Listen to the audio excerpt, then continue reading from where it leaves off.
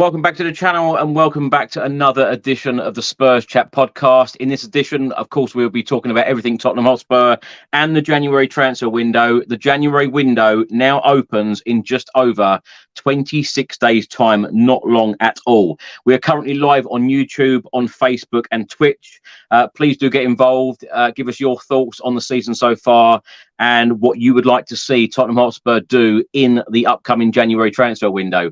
I'm absolutely delighted to bring back returning guest Josh Hughes, of course, broadcast journalist and sport social media executive with Mal Sport. Josh, it's been too long. How are you? Yeah, it has been a while. No, doing really well. Even better having gone toe-to-toe with the champions of Europe, the treble winners, with that team as well. It's just, I don't know, even though it's been a bit of a rocky patch and we were all expecting a blip at some point, I think we're all just loving the journey, aren't we? Yeah. It's such a different feeling, Josh. It's so great as well that so many people recently, I asked them how they are, and you just cannot wait to talk about the football and Ange Postecoglou, which is that real difference, especially to last season under multiple different managers. Josh, let's talk a little bit about the season so far, because of course Spurs are sat in 5th spot. We were occupying that top spot for some time. You know, after 10 games, we were unbeaten. We've now played 14. We've won 8. We've drawn 3. We've lost 3. We've got 27 points. It's been a good start to the season. We've, of course, had lots of injury problems. That Chelsea game was a bit of a killer for us. Of course, Romero suspended for 3 games. But a great point at the weekend against Manchester City. And I know we were speaking off air before we got started about the City game on Sunday, you know, going toe-to-toe with the Premier League champions, with the champions of Europe, with half the team missing, the likes of James Maddison, Van der Ven missing from this Tottenham Hotspur team, and we still got a point, and possibly in that second half, we could have won it. But what are your thoughts overall of the season so far? Well, we'll start with City. I mean, I made an engagement post for Mail Sport where I was looking at actually the Tottenham managers that have beaten Pep Guardiola since he's taken over at City in 2016. 5 managers so far have beaten him. And the question was, is Postecoglou going to be the 6th? And actually, in all honesty, first half felt like it could be 10-1. Second half felt like we could win the game. And, you know, through all the adversity, I mean, Newcastle have had terrible injuries. Man United have had terrible injuries this season. I don't think a team has actually been as affected by injuries as us in terms of the number of important first team, you know, starters that are out.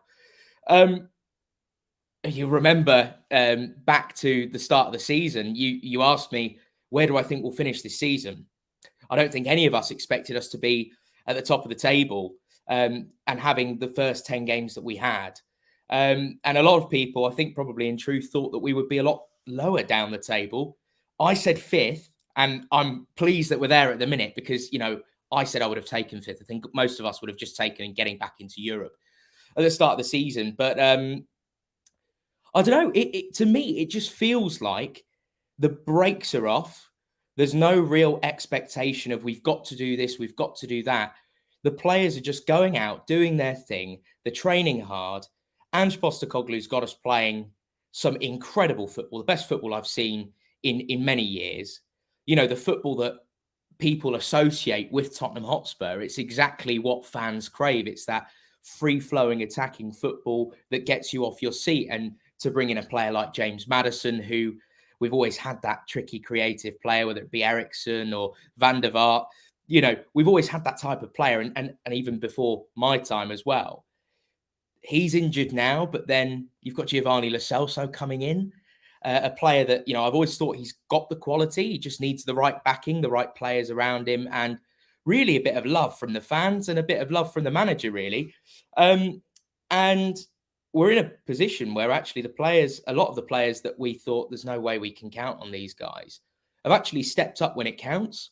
And I think that more than anything, you know, I said this to you off air, more than the attacking football, more than the results, it's actually just the fact that I'm personally, at least, am counting down the days to every single game now. And I'm struggling to sleep before games because I'm so excited. It's like being a kid again.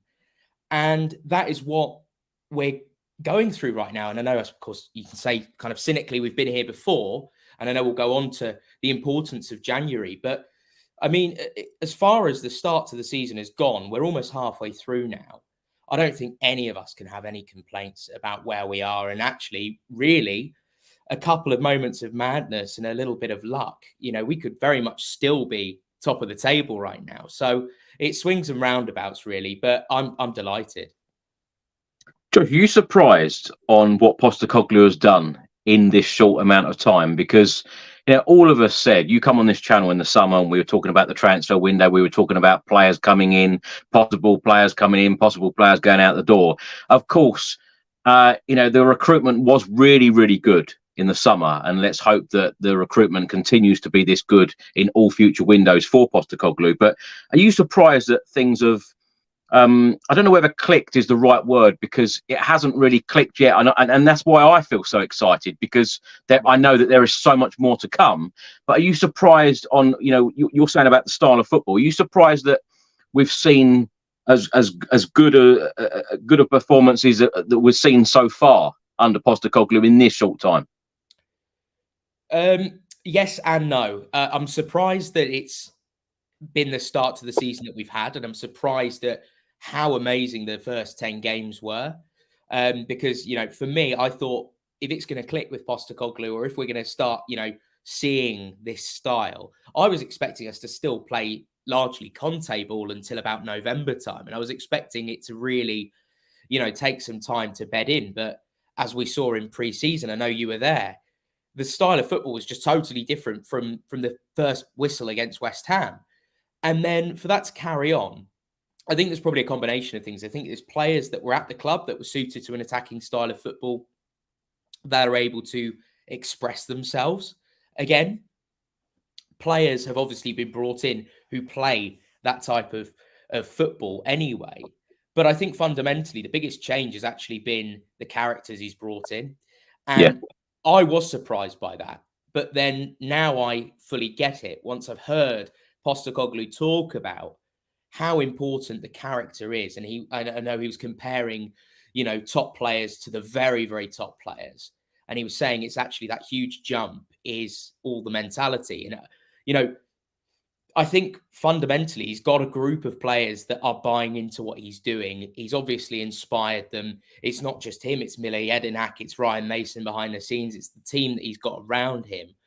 It just seems like the whole buzz about the place, they all can see where we're going with this. And I think us as a fan base can see where we're going with this, because I think we've had a few years of kind of no real identity. But I don't think anyone really expected it to be as good as it has been. I think, as much as I predicted us to finish fifth this season, I would have thought, sort of 8th place, 9th place, sort of still in contention for a European spot, points wise would be where we are. And like you say, I think you've summed it up perfectly in that I don't think we've got out of third gear this season. Yeah. I think we've actually played some of the best football I've seen in years. I mean, the first kind of half an hour against Aston Villa, the first 15 minutes against Chelsea is football, probably the best football I've ever seen Tottenham play in my lifetime, let alone, Pochettino and all of that. I mean, it's crazy. It's actually quite scary. And again, this is why January is so important, because we can see what he's doing here. Let's back him now. Let's give him the players he wants. And as you said with City, that team to put a result together there. I mean, imagine having 15, 16 players that are good enough to start and of the quality we want that we can pick on. And then we've still got some of those other players who can still fill in if things get really rough. What do you think has really changed at the football club since Postecoglou has come in, though, Josh? Because when you think about it, the first 3 months of the Premier League campaign, manager of the month in August, September and October, Spurs lose a couple of games and suddenly ex-players, pundits, presenters and so forth, then they start saying Postecoglou can't continue to play this style of football. He cannot get away with this in the Premier League. You might have been able to get away with it in other leagues, Celtic, Scottish League, but you can't do this in the Premier League. What would you say to the doubters? Because I've even seen a few Spurs fans doubting the way that we have been playing in these games. What would you say to them? Well, I think it's all a little bit reactionary, to be honest, because if I was to look back at my WhatsApp messages in the first half against Man City, I think I'd be hung out to dry. I think what is happening is people are reacting quite often on a game-by-game basis on games that may be on the TV. I mean, we have seen every game this season. We've seen how Tottenham have played in the games that aren't on TV. We've seen every minute.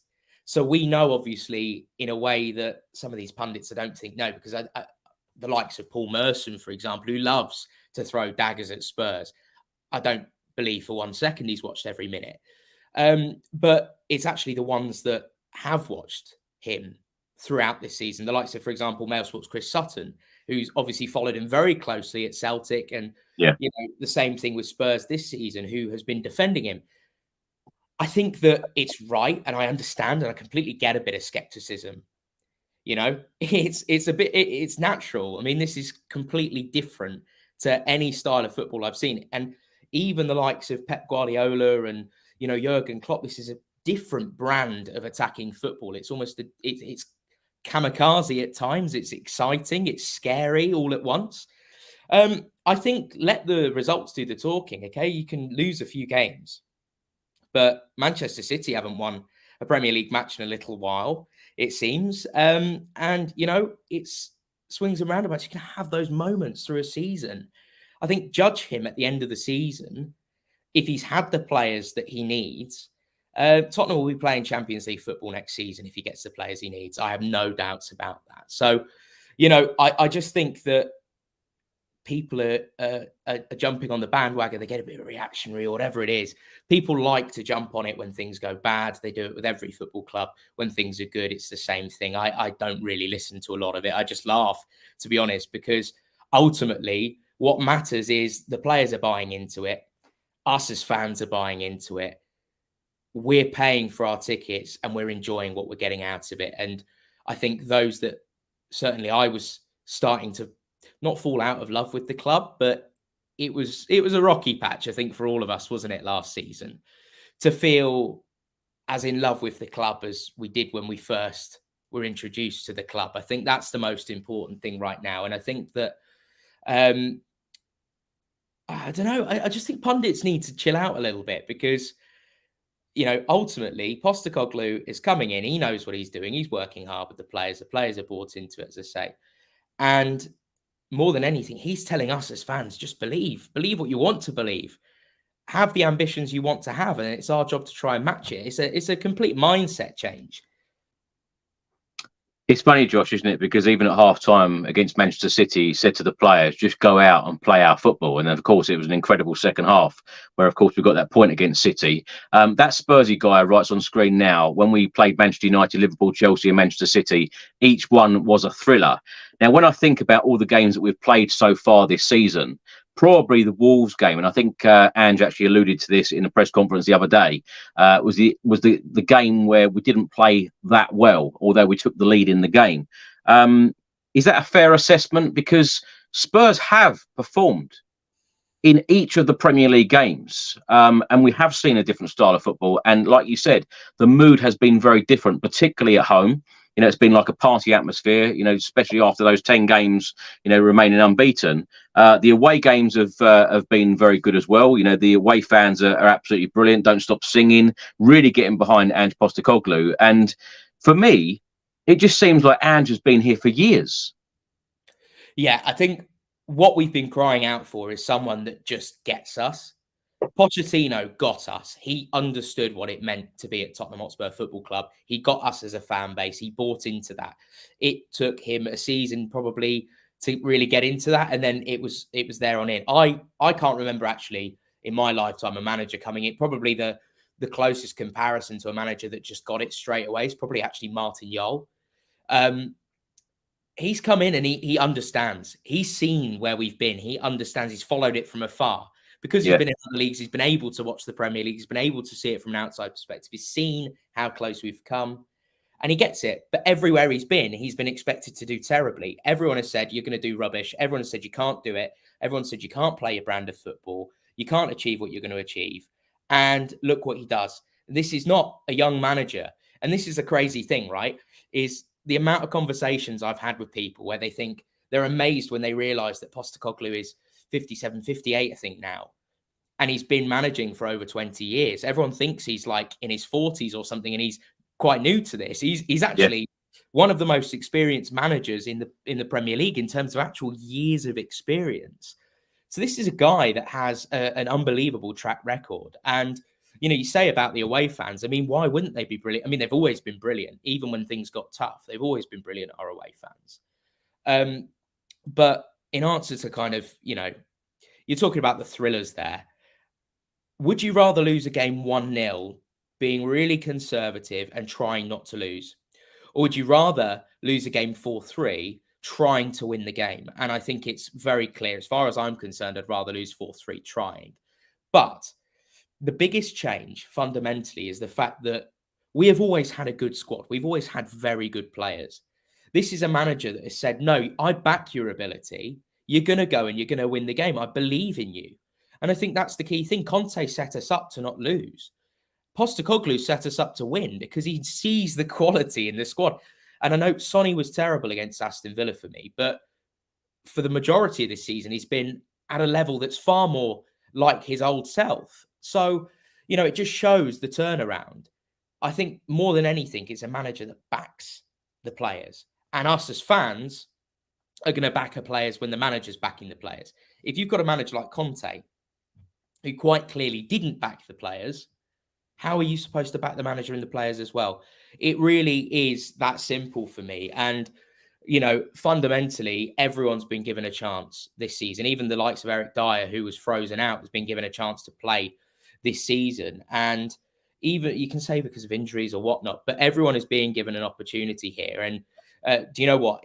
Against City, the actual number one thing that made me happy more than anything else, more than the result, was actually seeing Jamie Donnelly get a few minutes, because we've been crying out for ages about that. It just shows where we're going. It shows where we're going. It's a great place to be in. Josh, let's go back to that Chelsea game. Of course, we lost 4-1 in the end at the Tottenham Hotspur Stadium. What was remarkable and incredible after that match is that everyone stayed behind, clapping Postecoglou and the players off for the effort that they showed in that game. Can you remember the last time Spurs had such a defeat at home and was cheered off? It was the most bizarre thing I've ever seen in my life, because I, in any other circumstance, would be absolutely fuming. And I was fuming after Villa. I was fuming after Wolves. But Chelsea, it was just, I've never seen anything like it. And I, you know, I don't want to dwell on that high line because it's been spoken about to death everywhere, really. But to just have a go, and to be honest, I mean, it was really fractions that cost the game. If Son makes it 2-0 because his toenail isn't offside and they've had to use a reverse angle to find it, that's game over. I think we're looking at 4, 5s and 6s against them. They were that shell-shocked at the start. And there was another moment that people don't talk about. I mean, I was directly behind it because I sit in the Paxton, is Kulusevski's had his shirt almost pulled off of him in the box, but because he stayed on his feet to try and recycle the ball, you know, we've ended up losing it. Udogie makes that challenge, and I think the game kind of changed there. But it's those tiny little moments. Dyer, if that was onside, I mean, it's 2-2. Tottenham could have probably plucked out a draw there when no one was expecting it. It was crazy. I mean, we were inevitably going to lose the game when we went down to 9. I think it was always going to happen. But at least we did things differently. And I think that what Postecoglou is showing is that there are kind of schools of thought of how football should be played. Everyone thinks, you know, these are the systems you play. These are the ways you have to play. And Postecoglou has shown almost like a completely different way of approaching football completely. You know, we've all got the Klopp style, the Guardiola style, and then you've got your kind of Roy Hodgson type, Tony Pulis type style of football, Conte type football. And he's like got a third way of doing things, and he doesn't really care about what the media say, doesn't really care about what anyone else thinks other than the fans. And, you know, as far as I'm concerned, long may it continue. You know, it may end up costing us some games. But just taking that risk is also the type of thing that's seen us beat Liverpool at home with the last kick of the game pretty much. And I know I don't want to get into the Diaz thing, but, you know, fundamentally, I think we actually deserved something out of the game because we fought until the end. Yeah, I think people are always going to try and jump at any moment to say, oh, Spurs, he's back, all of this stuff. But I think we've all seen the mentality change. Let's just see how it goes and, you know, give him what he needs. Josh, I mentioned that I'm excited about, you know, I feel like there's so much more to come. Now, we've had a number of disallowed goals because of offside in the Premier League so far this season, in particular, HeungMin Son in the Aston Villa game, scoring 3 and all of them being disallowed. And as you mentioned, Eric Dyer's one against Chelsea. Is it fair to say that we really do need to improve in that final third? Because if you would have said to me at the start of the season, before a ball was kicked, I would have said that our attacking force would have been probably the most strongest department on the pitch. But when that gets clicking, you know, Dejan Kulusevski, although he's played well this season, hasn't registered an assist in the Premier League so far. HeungMin Son probably could have scored more. Of course, Brennan Johnson's come in. Richarlison's had injury problems as well. What have you made of the final third? And do you think that when that gets clicking, it could be one of the best attacking forces in the Premier League, despite Harry Kane leaving in the summer? I think it's already still one of the better attacking forces in the league. But I think it's fundamental. You sell the best striker in the world, in my opinion, like out and out, you know, goal scoring centre forward in Harry Kane. You're always going to have a drop off. And we failed to replace him. We've got to sign a striker. Donnelly, there's potential, although he's playing more as a 10 at the minute. You've got Valise, who is very kind of unproven at the minute. I'm glad that he's getting minutes for the under-23s. And, you know, hopefully, I mean, there's going to be a time when Son goes to the Asia Cup, he's going to get his chance. So, look, Kulusevski, yeah, I think he's not been as good as he has been. But I think that, like you say, it's just not quite clicked yet. I think Maddison's key to that. And I think now we're seeing that Lo Celso can play that role as well. I think it's kind of individual moments from individual players that's kind of costing us a little bit. The only thing that I think is kind of inexcusable really is Son's offsides, because the guy is 31 years old. He's played the game long enough. Is it though, Josh, or is it that the fact that the midfielders in particular are not playing the balls quick enough? Because, you know, take the instance that Højbjerg took the extra touch. Had he have played that first time, Son would have been onside. Had he played it first time, he also might have miskicked it. So it's like one of those things that it's kind of, I get that completely. But I think that fundamentally, if you're going to play as a striker, and I don't blame Son entirely, because I don't want to knock him. I think he's a phenomenal player. He's been phenomenal this season. But just the sheer number of offside goals, where we're talking literally toenails, I think you've got to be asking questions of why this keeps happening. And I know Aston Villa's offside stats, I know all of these things, but for me, if Son's going to play this striker role, the way that we're playing and the way that he's playing that role, getting in behind, that's the number one thing, because no one can doubt his goal scoring ability. No one can doubt his ability to pick out a pass across a shot. But ultimately, that's the one thing. If he can sort that one thing out, and I think he really should have already at the age of 31. But if he can sort that out under Ange, because I'll give, you know, there's a tactical element to it as well. And I know that they'll be working on that in training. You know, he's going to score 25 goals this season, you know, and he's going to be scoring the same level of goals that he scored when he won the Golden Boot. And he's going to be probably mirroring the similar numbers to Harry Kane. Still think we need a striker, because as much as Son I like in that role, to me, maybe it's a me thing. I can't kind of gauge whether he is a striker or a winger yet. But the only other thing that I would say is Brennan Johnson. Big fan of him. He had a bit of a obviously difficult start because he got injured so quickly, but we're starting to see what he can do, and he can hurt teams, and he can hurt teams in key moments. I think he needs a bit more time, but he's only going to get better. So I think, yeah, as you said, I think once things click, it's going to be one of the best attacking forces in the league. I think it already probably is. Just add a striker and we're laughing, really. With the likes of Brennan Johnson being so versatile as well, playing on the left, playing on the right, he could even play through the middle. Josh, with Richarlison as well, I know we'll talk about every single player, but through the middle, do you expect in future transfer windows, either in January or the summer, do you expect that HeungMin Son will continue playing in that central role, or do you think he will go out on the left? Do you think that Brennan Johnson could get an opportunity in the middle? Do you think Richarlison could even come back in the middle, if not sold in January? Do you think Ange Postecoglou will mix it up? Because, you know, in this last month or so, that's all I hear Spurs fans keep saying, we need to sign a striker. We signed Valise in the summer. He's had very, very limited game time. What are your thoughts? Do you think Son could end up going back out to the left? I think there's a chance. There's definitely a chance. I think we've also got to bear in mind we've got AFCON and we've got the Asia Cup. So, you know, there is going to be that scope.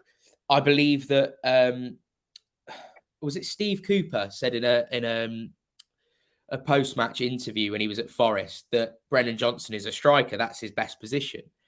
And he plays through the middle for Wales as well. Yeah. I think he definitely deserves a chance. And, you know, the way that I probably would have set up, and I'm not Ange, so obviously if I was manager, and there's a reason I'm not manager, you know, the way I would have liked to set up was almost playing Brennan Johnson as a striker, you know, just to get him behind to hurt teams.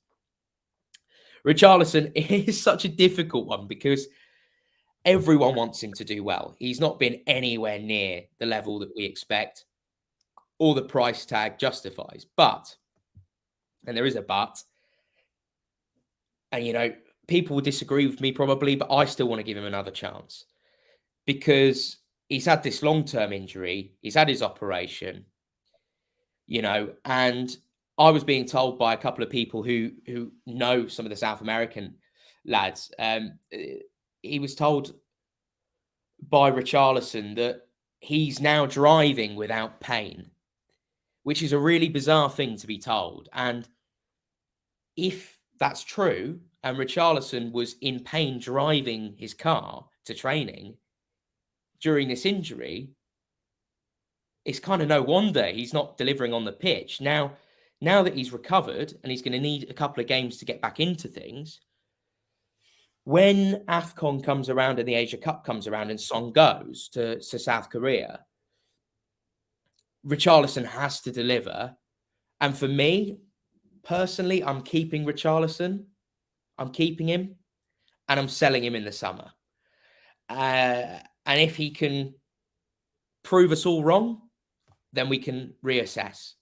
But for me, this is the chance, and this is the best chance that Richarlison will have in his Tottenham career to show why he's at the football club, to show why we paid the money for him, and why he's Brazil's number 9. Because this isn't just his starting place or his future at Tottenham that's on the line. This is his place in Brazil that's on the line too. I think Gabriel Jesus has just scored for Arsenal. He's going to be knocking on the door. There's Endrick. There's other players. It's not just, you know, Richarlison. So I still think we need another striker as well. And I know that you're thinking, oh, well, you've got so many strikers now. But there's still, I think you can never have too many of a good player. Josh, when you said that you'd like to see Richarlison get another chance, do you mean in the middle? Yeah, absolutely. You've got to play him as a 9. Play him as a 9, down the middle, doing what he's meant to be doing best when Son's away, and knowing that you can play a system where essentially your front three of Kulusevski, Son, it would be Richarlison then. So Kulusevski, Richarlison, Brennan Johnson can all interchange. We've seen what Kulusevski can do in the middle. He's been magnificent when he goes in the middle. Yeah. But actually, he was really effective on the wing in the second half against City. So Brennan Johnson likes going in the middle. Kulu likes going in the middle. Johnson can play on the right and the left. Richarlison can play, you know, we've seen. And maybe that's the key. Maybe that's going to be something different that we haven't had this season is, you know, Son's been staying in the middle, not really going out on the right much or, you know, even on the left, he's been trying to avoid doing that so much. To have a front three where they're all interchanging, given the way that we're attacking, maybe that's the key to making things click. We just don't know yet. I want to see him get a chance, but I think this is do or die for Richarlison. If you were to receive a £40 million offer in the January transfer window for Richarlison, Josh, would you take it? Only if I could get a good striker that's going to cost at least double that. What would be success for Spurs this season under Ange Postecoglou in his first season, particularly after the first 10 games, unbeaten start, this brand of football that we're seeing? What are you going to be happy with at the end of the season? What's the expectation now? Champions League football, because we are capable of that. This team has already shown, and this manager has already shown, we are capable of competing and mixing it up with the best teams again. And this is with practically reserves playing and players that shouldn't be at the football club playing and several key injuries. Champions League football has to be something that we feel and believe that we can achieve. However, as this point that's just come up is made, it's going to take time. I'm not expecting us to challenge for Premier League titles or anything like that. But when I'm thinking of an end goal in a project, that's what I'm thinking about, because we've been so close to winning titles. We've been so close to being right at the pinnacle of football, Champions League final. Twice we could have won the Premier League. That has to be the end goal of any project, as far as I'm concerned. And when you're at a club like Spurs, that also has to be the end goal. For now, as I said to you before, would we all take getting back into Europe? 100%. Should we be now looking at Champions League football? Again, I think 100%, because we're capable of it. Back Ange with a few players in January that are going to add to the squad, players that suit his style and crucially that Ange wants, not that the club wants, but Ange wants. And I have no doubt, I said already, I have no doubts whatsoever that we can get Champions League football, because remember, we've got that new Champions League spot in 5th place now. So finishing 5th, which is what I predicted, and where we are now, we are in the green zone. We're in the perfect spot right now. If we can finish 4th, if we can finish 3rd, if wherever it is, it's going to be a good season, provided we're back in Europe. But yeah, as I say, I know what we're capable of now. And to think that this squad could get Champions League football in the first season, I mean, that completely changes the game in terms of what we're capable of doing in the summer transfer window. And that's what I'm looking at is, look what we're capable of. Let's believe. Let's believe. Absolutely. Well said. Josh, I wanted to ask you about the FA Cup draw. Of course, Spurs have been drawn in the 3rd round against Burnley at the Tottenham Hotspur Stadium. When you look back earlier on in the season, what Ange did making 10 changes against Fulham in the League Cup, do you think he'll take the FA Cup a little bit more seriously? I know, obviously, we've got players going off into their respective competitions in January, probably unavailable for those matches. It's going to be a bit of a selection headache for Ange. He can't go full strength as he probably hoped. Do you think that this competition will be taken more seriously than League Cup? And also, what does the FA Cup mean to you? Firstly, God bless Tell, one of the greatest managers the club has had, won us the FA Cup before my time, but I hear the stories of it and I feel just as proud hearing the stories and seeing the smiles on Tottenham fans' faces who lived that experience. It means everything to me because I'm a Tottenham fan, and the FA Cup means everything to our football club. We have always been a cup team. It's crazy though, isn't it? You weren't even born the last time we won the FA Cup. That's how crazy it is. Yeah, 100%. And look, it's our time, isn't it? We're really overdue an FA Cup, and to do it. I say that every year. Yeah, well, I know, so do I. But to do it with Tell having just passed this season, with how things are going and how the manager has got us all on side, if we can all pack the stadiums home and away like we always do, and really You know, that's the key thing. Last season, Portsmouth at home, the atmosphere was shocking. Yeah. Shocking atmosphere.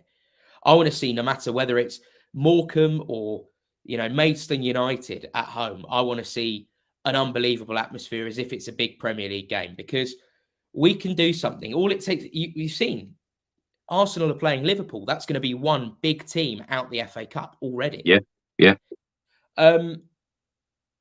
He's going to take it more seriously. Of course he is, because we're at home against Burnley, against a Premier League team that is going to play a full-strength team, because, you know, Burnley could well get relegated this season. To win an FA Cup, you know, it completely changes their money streams, their revenues. They're just like any other club. They've got a dream to win that cup. Every team wants to win it. There's no way he's going to rest the players like he did at Fulham when he's in front of his home fans, because we will say something about it. I think Ange just learned very quickly what Tottenham fans are like, and how quickly Tottenham fans, I think he's not an idiot. He will have seen how quickly Tottenham fans have turned on managers in the past. I don't think that he's going to take that risk. I think he's going to go and he's going to try and win it. Let's not forget, he's a manager that has not only won league titles everywhere he's been, he's won cup competitions everywhere he's been as well. And the FA Cup is the grandest and the richest and the most historic club competition, you know, tournament, if you will, that you can take part in. So I fully expect us to go as strong as we can. I think, yes, we're going to give the likes of maybe Jamie Donnelly a go, but that's because these players are good enough. And I think if Andrew's going to give them a chance, it's because they deserve to be there. Let's not forget as well, we start in the third round. It's not like we're a League One or League Two or National League side that have played, you know, already 5-6 games to get in there. There's not actually that many games between Burnley and a game at Wembley in the semi-final, and then maybe even the final. Yeah. So for me, if you go based on the sort of win ratios and the way that we've played this season, there's no reason why we can't do it. But for me, yeah, I mean, it would mean more than anything. I think we're all just dying for a trophy at this point. The Tiger Cup didn't quite do it for me in the summer, I must say. But, you know, to win the FA Cup, you know, I would be prepared, and this is the debate that we always have on Twitter, isn't it, as Spurs fans? Would you rather a lower league position and win the FA Cup? No Europe, but win the FA Cup, or finish in Europe but not win the FA Cup? We also win the FA Cup every time, pretty much. But I genuinely believe that we can do both. And I can't wait. I can't wait for Burnley. Yes, it's not really a glamorous tie. I would have rather Maidstone United or a non-league tie to give them their kind of big payday and, you know, a bit of a romance of the cup. But hey, there's plenty more rounds to go. Yeah, can't wait, really. Well, Josh, I was there for the Audi Cup win and the Tiger Cup win, but I do want to see an FA Cup and fast. Just very quickly on the FA Cup, if you could choose an FA Cup win and no European football, or Champions League football and no FA Cup, what would you choose?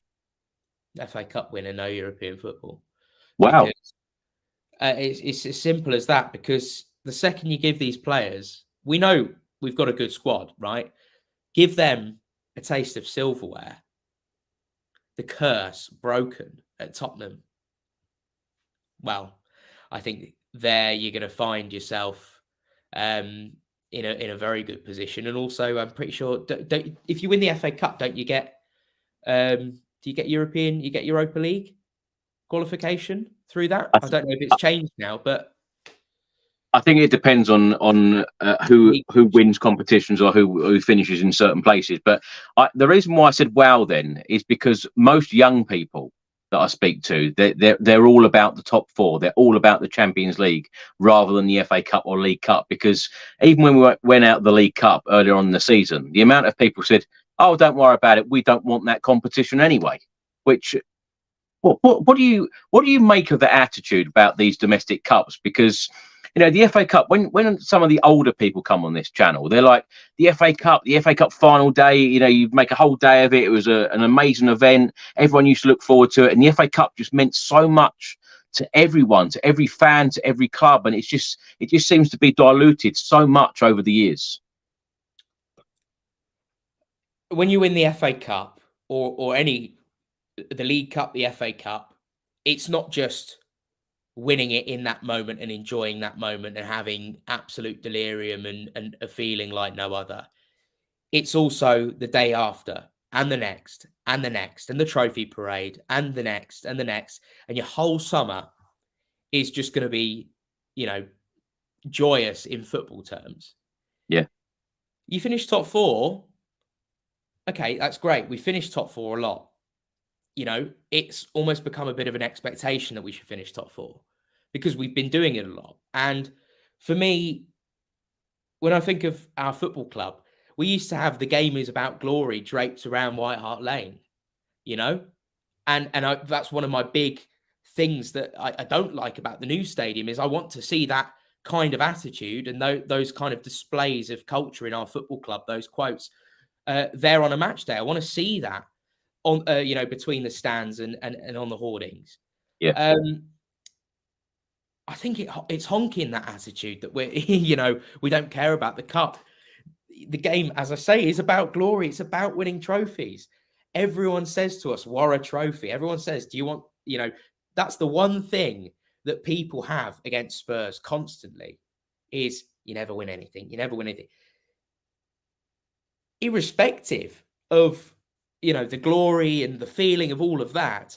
Just going into work the next day with Tottenham having won a bloody trophy after all the stick that I've had for years and you've had for years and everyone's had for years. I just can't wait to speak to the Gooners at work. Top four doesn't really give you that, but as I say, and I that's not to say that top four is not important. I think we're capable of doing both this season. So let's do it. Let's have a go. For me, FA Cup anytime. FA Cup anytime. It's not.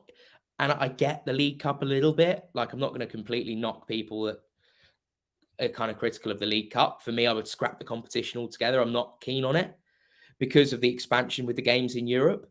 The FA Cup cannot be, touched in a negative way in any way for me. That is as glamorous as winning, pretty much any other trophy as far as I'm concerned. So yeah, it's there. It's a massive trophy. I would love Spurs to win it more than anything. Yeah. Well, if we did get into the final, it would be 33 years since last winning the competition, which is an incredible number of years. Incredible.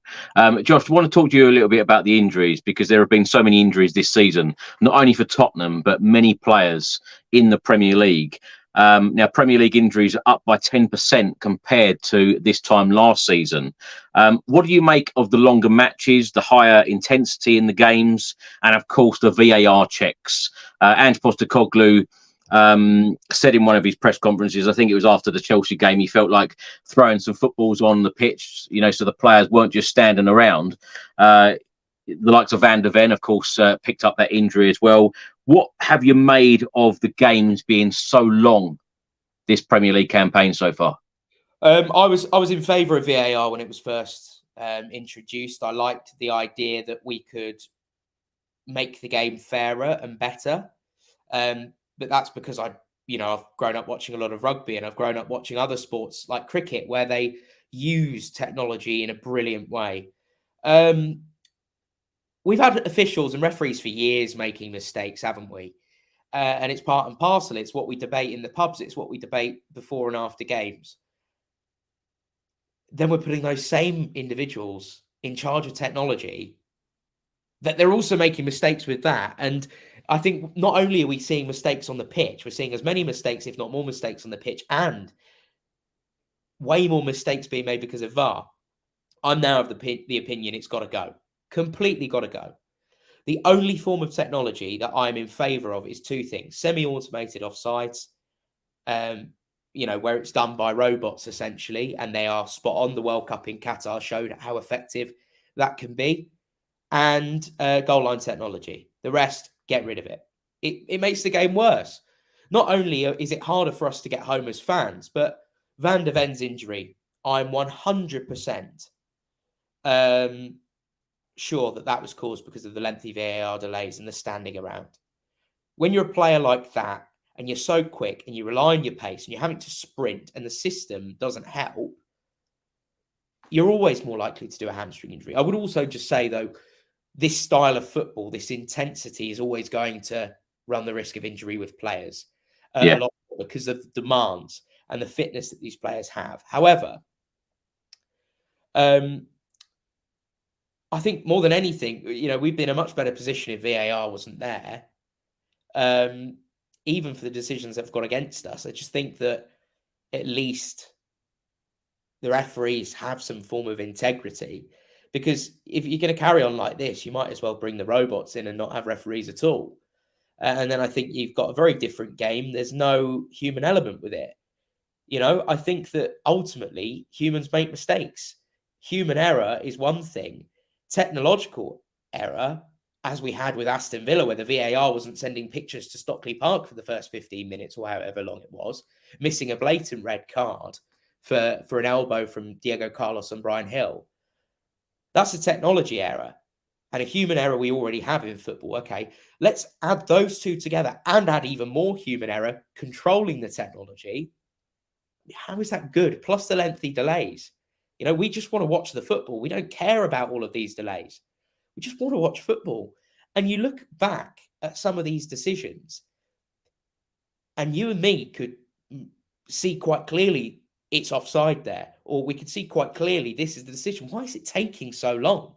Yeah. It's a farce. It is a massive farce. And I've seen talk of them looking to bring even more technology in for corners and second yellow cards. This is just a nonsense.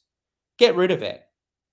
Because it's not only, what's going on is footballers aren't being treated like humans anymore, because they're being put under these weird conditions in the game, which is not natural. They're having all these stoppages, which are not good when you're playing at a high level and you've got warm, especially in the winter months when it's bloody cold and it's quite easy to go from warm muscles to cold muscles and get stiff. But then on top of it, we're trying to bring more and more games into the season with international breaks and Nations League and expanded European competition. This is an inevitable cycle of what's going to happen. Is we're going to see worse injuries, longer injuries. It's just going to carry on. It's got to stop at some point. And for me, VAR is the first thing that we can say, you know what? No, we've had enough of this. Josh, Philip writes here, backing Josh all the way, scrap VAR. I just wanted to ask you, you said about, just want to see the football. Now, I buy a lot of the newspapers after Spurs have played to read all of the match reports. And I just wanted to ask you, in your newsroom with all of your colleagues, what do you make of the whole VAR situation? Because all we want to see is match reports about the game. And this season, I must say, the amount of match reports, from the Daily Mail, from lots of the other national newspapers, it's been dominated by VAR. Most of these match reports are just all about VAR. How does that make you feel as a journalist? Does it make your job harder in that respect? Because you're not actually talking about what's going on the pitch. You're talking about the match officials. I think it actually makes it easier because it's something that everyone's talking about. When I go into work on a Monday morning, what is the first thing that we're debating? All day we're talking about VAR. All day we're debating these things. Crazy.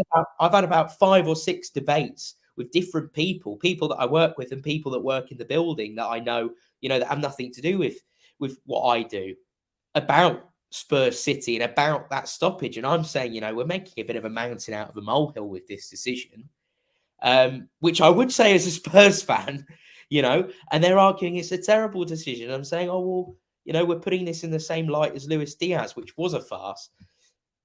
Ultimately, it's not journalists' fault for talking about this. It's not fans' fault for talking about this. It's the FA and the referees and the Premier League and FIFA and UEFA. It's the governing bodies and the officials that are causing this, because they're the ones making silly mistakes game after game after game. And they've had VAR now. We've had VAR for, what was it, 2 years, 2 and a bit years now? And they've had long enough to get this right. They've had long enough. Other sports can get this right, so why can't football? I've just seen a message saying small debates or mass debates. I mean, we've just got. I see what he's done there. You fell straight into that one. Yeah, I have. Disastrous. I'm going to stop there. That's me done. No, it's one of them. It's just, this is what football has become, and you've got to ask yourself as a football fan, and players and managers have got to start asking themselves. The fact that this is the case, the fact that we're talking about VAR and we're not talking about the football, is this really what the game is about? Is this really what we want the game to be? And I don't think it is. I think that what made me fall in, do you know what, actually, more than anything, the number one thing that is said, right, in the office when I'm talking to my workmates is, we'd be doing a story on Fernando Torres or John Obi Mikel or whoever it is, Jermaine Defoe, Berbatov, whoever it may be, right? And then we're getting pictures up of, the players to put images together for the articles. Anderson from Man United looks unrecognisable as one we did yesterday, for example. And we're looking back at these photos, and the thing that we're all saying, whoever we support, doesn't matter. Those were the days. That was when football was elite. And we're not saying that about football now. We're not talking about football being elite. We're talking about, yes, it's entertaining. Yes, it's dramatic. But I don't want football to become the pantomime. I don't want football to become the circus. I want football to be the beautiful game. I don't see how VAR makes it beautiful in the slightest. Josh, I asked Martin Lipton of the Sun newspaper a couple of weeks ago if the Premier League managers all had a vote to scrap VAR or keep it, what would the outcome be? He seemed to have thought that it would be literally split down the middle, 50-50. Do you agree with that? I don't think it would be anymore. It's interesting, though, because and the most poignant interview I've heard from any manager this season was Monday Night Football's Gary O'Neill for Wolves at Fulham, where he said, I was in favour of VAR and now I'm not. Now we've got to get rid of it. The longer this continues, the more it's going to put people off. I think we're going to reach a breaking point where it's, you've got a choice. Do you want to bring in the robots or do you want to scrap it for good? I don't think they're capable of getting VAR right. Other sports have shown they are, but I think the integrity of refereeing in those sports or the officials, the role of an umpire in cricket or referees in rugby, there's been a lot more respect. And it's, even from a fan perspective, the whole thing there's a kind of different mindset towards it. I mean, look at it's such a problem refereeing at the top level that it radiates into Sunday League. Mail Sports running a campaign to stop abusing refs. And what happens is we see how poor the officials are at the top level and some of the decisions. And then when, Johnny takes his boy to football on a Sunday morning, the referees are getting abused by parents and by kids because now all referees are put under the same brush. Yeah. Because of the mistakes that are being made. And that's where, and from what I understand, those rates of abuse and these issues are only getting worse. And I think no doubt because of what VAR has also done to the game and the way that this has become.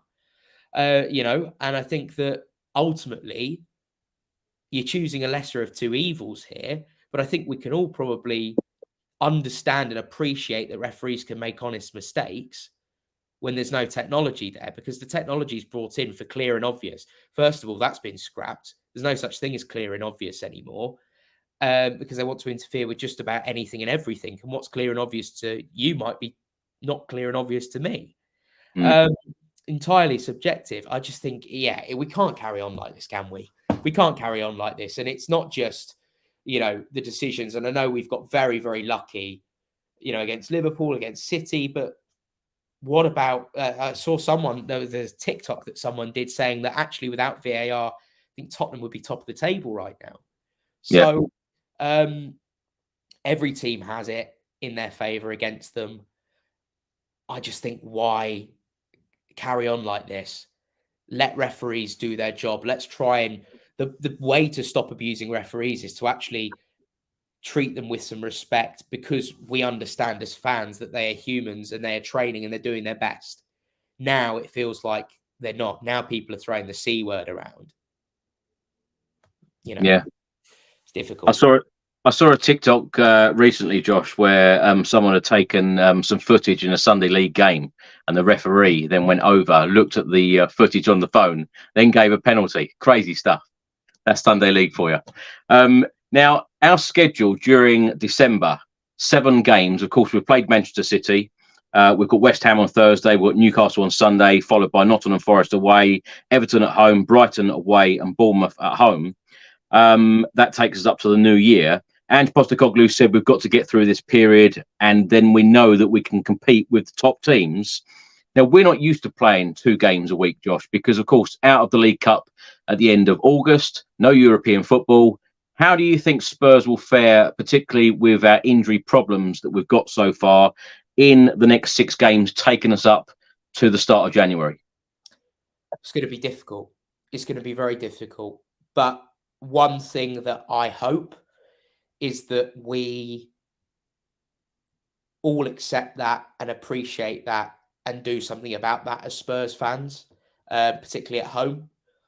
I want to see an amazing atmosphere for all our home games. And I think there are going to be moments where it's not pretty, where it may look like Sheffield United or Liverpool, and we may win in the last minute, but we've got to be pushing our team right on till the end. And we've got to, any boost that we as a supporter base can give to our players, though, even the ones we don't like, even the ones we don't think should be at the club, the Davises, the Dyers, etc.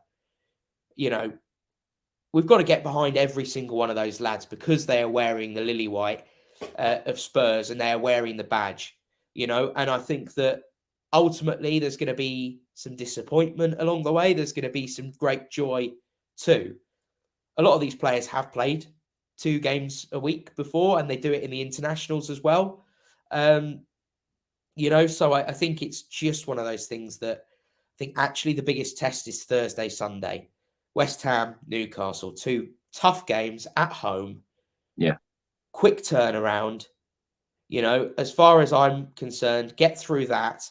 And I'm convinced that the players, they can build the confidence and keep going, because once you get into the swing of it, I think it becomes your whole training routine, your recovery, your diet, and everything you're doing in your spare time is all scheduled around, you're training less, you're doing more game prep and recovery.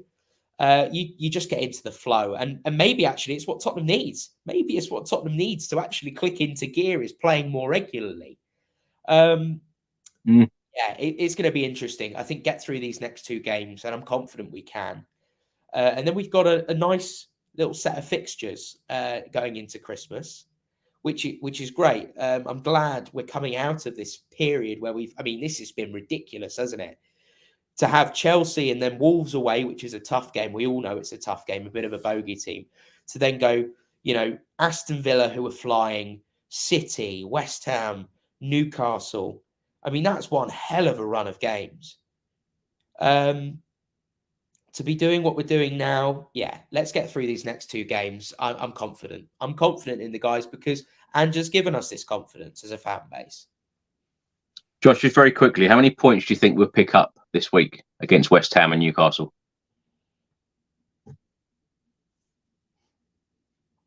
I want to say 6. I want to say I believe this team can get 6 points. And I do believe they can get 6 points. I can see 4.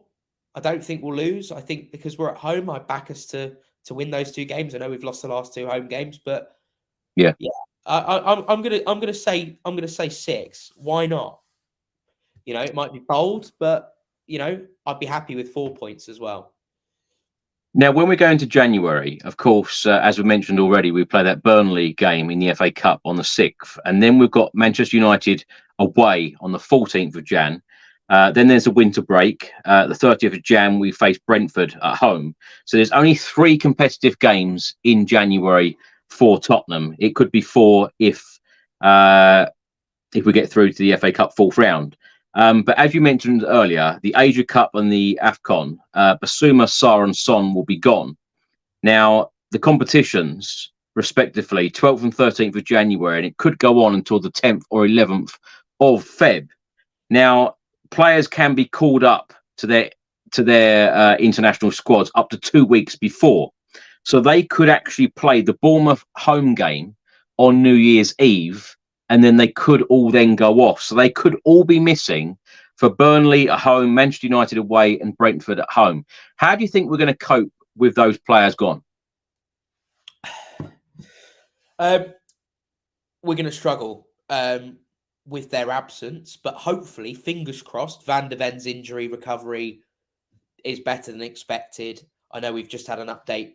I think The Athletic have reported that Maddison fears he could be out even longer than expected. But this is why January is so important. We should be already knowing who we're going to go for. We should already be in those discussions, and we should be ready on the 1st of January to be bringing players through the door. We cannot, under any circumstances, leave it to the last minute of the window like we did with Pedro Porro. You know, even if it's a loan with an obligation to buy or an option to buy, however you want to do the deal, we've got players going. We should be having 2 players minimum through the door in January within the first week. If we do that, and you remember the conversations we had when we were crying for a centre-back in the summer, and we were thinking we cannot fathom why there wasn't a centre-back at the club already for the pre-season tour. Can't let that happen now, because we've already got enough injuries as it is, you know, and we're going to need players to step up. But as far as I'm concerned, okay, we're going to lose Son. We need one attacking player to come in for me. And I'm not expecting necessarily to be amazing straight away, but we need someone that's going to come in, provide competition, and push, you know. Same thing with a defender. We need another defender in January to cover us a little bit. We may need a midfielder as well. We may need 3 players in January. There'll be a winger or central midfielder, Jota, whether it be Bakayoko or Iliang as well at Juventus. I don't want to see us waiting again. Because this is it. It really is, for me, as simple as, okay, there's no guarantee that, you know, it's all going to click straight away, but you give yourself a much better chance of not suffering these players going if you've got players that can come in and your squad is still packed. Because what happens if you get more injuries? What happens if it starts snowing and the players get stopped because of a bloody stupid 4-minute VAR wait and another player does a hamstring? And it's Romero this time. We can't keep doing this. You know, it's very clear what we need to do. It should be very clear to the board. If we go and do it, then happy days. We can all be delighted and we can all back the squad and we can all know, okay, not only have we got a great manager, not only have we got great players, but we've also, you know, got a squad that is capable of competing. Because I don't want to see us in a position where, you know, as you've spoken about with the FA Cup, we're forced to make crazy changes and field a weakened side because that's all we can field. I mean, we're asking to get knocked out the cup, you know. I'm not expecting the world this season, but, you know, let's get these things right. Let's set the standard high and let's start acting like a big club if that's what we want to aspire to be. Let me just say as well, Basuma, Sarr and Son, if they do go far with their respective countries in those competitions, they could miss the Everton away game on the 3rd of Feb and the Brighton home game on the 10th of Feb. And let me just come back to your point, Josh, as well, that we did wait to the final day of the transfer window and ended up with Kulusevski and Bentancur. So it's not all that bad. I know. I completely get what you're saying. We want business done early. And yes, I know why you're cheering, because Luton have just taken the lead against Arsenal. I know you weren't cheering about the January transfer window. Yeah, I knew that. Yeah. I'm very excited for it, though. We've just covered Maddison's injury update. As you said, it now looks like he could be back in Feb. which is a big loss because he's such a great player and he's been such a great signing since the summer.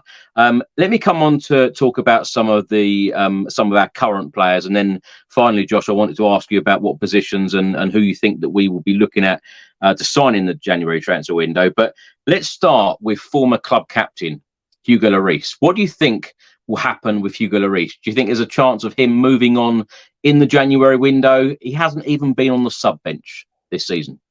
Yeah, I think Tottenham will probably once again try and would it surprise you if Tottenham try and get another fee for him in January? Probably not. I think that it's one of them. It's kind of neither here nor there. He's either going to carry on until the end of the season and he's going to go on a free. He may go on a free in January.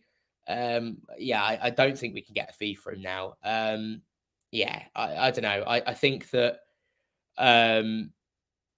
it's just sad that he's not able to say goodbye. And maybe, just maybe, the FA Cup game is an opportunity. I don't know. It might be a risk, but I don't know. I think maybe we could put him on the bench for the FA Cup tie, and if we can get the game done and dusted, then for the last 10 minutes, 15 minutes, we can bring him on and give him a proper send-off, because I think he deserves that. But yeah, I mean, your guess is as good as mine with Hugo Lloris. It's a very strange situation. I do agree, though. I think he does need some sort of send-off, and I think that it would be a big shame if he didn't get it. Especially when you saw, I've mentioned this before on this channel, that in that Shakhtar Donetsk game, their goalkeeper got a real great send-off, and I think that's something that we should have probably done as well. Viles, of course, we brought him in the summer. There have been many reports going around stating that a number of clubs are interested, including Bologna, about taking him on loan. Would it be a good move for him personally? Would it be a good move for the football club to loan a player like that out? Because you've said throughout that entire hour and 7 minutes of this stream so far, we need a striker. We've got a striker. Why haven't we played him? Do you think we will play him? Do you think we'll send him out on loan? I think there's a chance he might go out on loan. I personally don't want him to go out on loan. I think he needs to be here in the environment, and I think he needs to be training with the lads, and I think he needs to be working hard, keep doing what he's doing. When he's given those cameos off the bench, he needs to do the very best he can, and he needs to try and impress. And I think if he's hungry enough for it, he'll get his chance. I was never expecting a lot from him straight away. I think he's got a lot of talent, clearly. And I've seen the footage of what he's done in Argentina. It's tremendous. But, you know, I think even just recently in one of the Tottenham social videos, his English seems to be okay. That's coming along quite nicely. He's playing, as I say, for the under-23s. He's getting minutes. I think his time will come. And I've seen enough from him so far where I actually quite like the physicality, and I've liked a few little bits that I've seen. Obviously, we've seen very little, but, you know, I've seen enough so far that it doesn't make me think he needs a loan. Why not give him the chance? Remember, the guy, was he 20 years old, 19, 20 years old? There's no harm in loaning him next season if he needs a loan next season. But I think right now he's of an age where he can afford to still be at the club for now.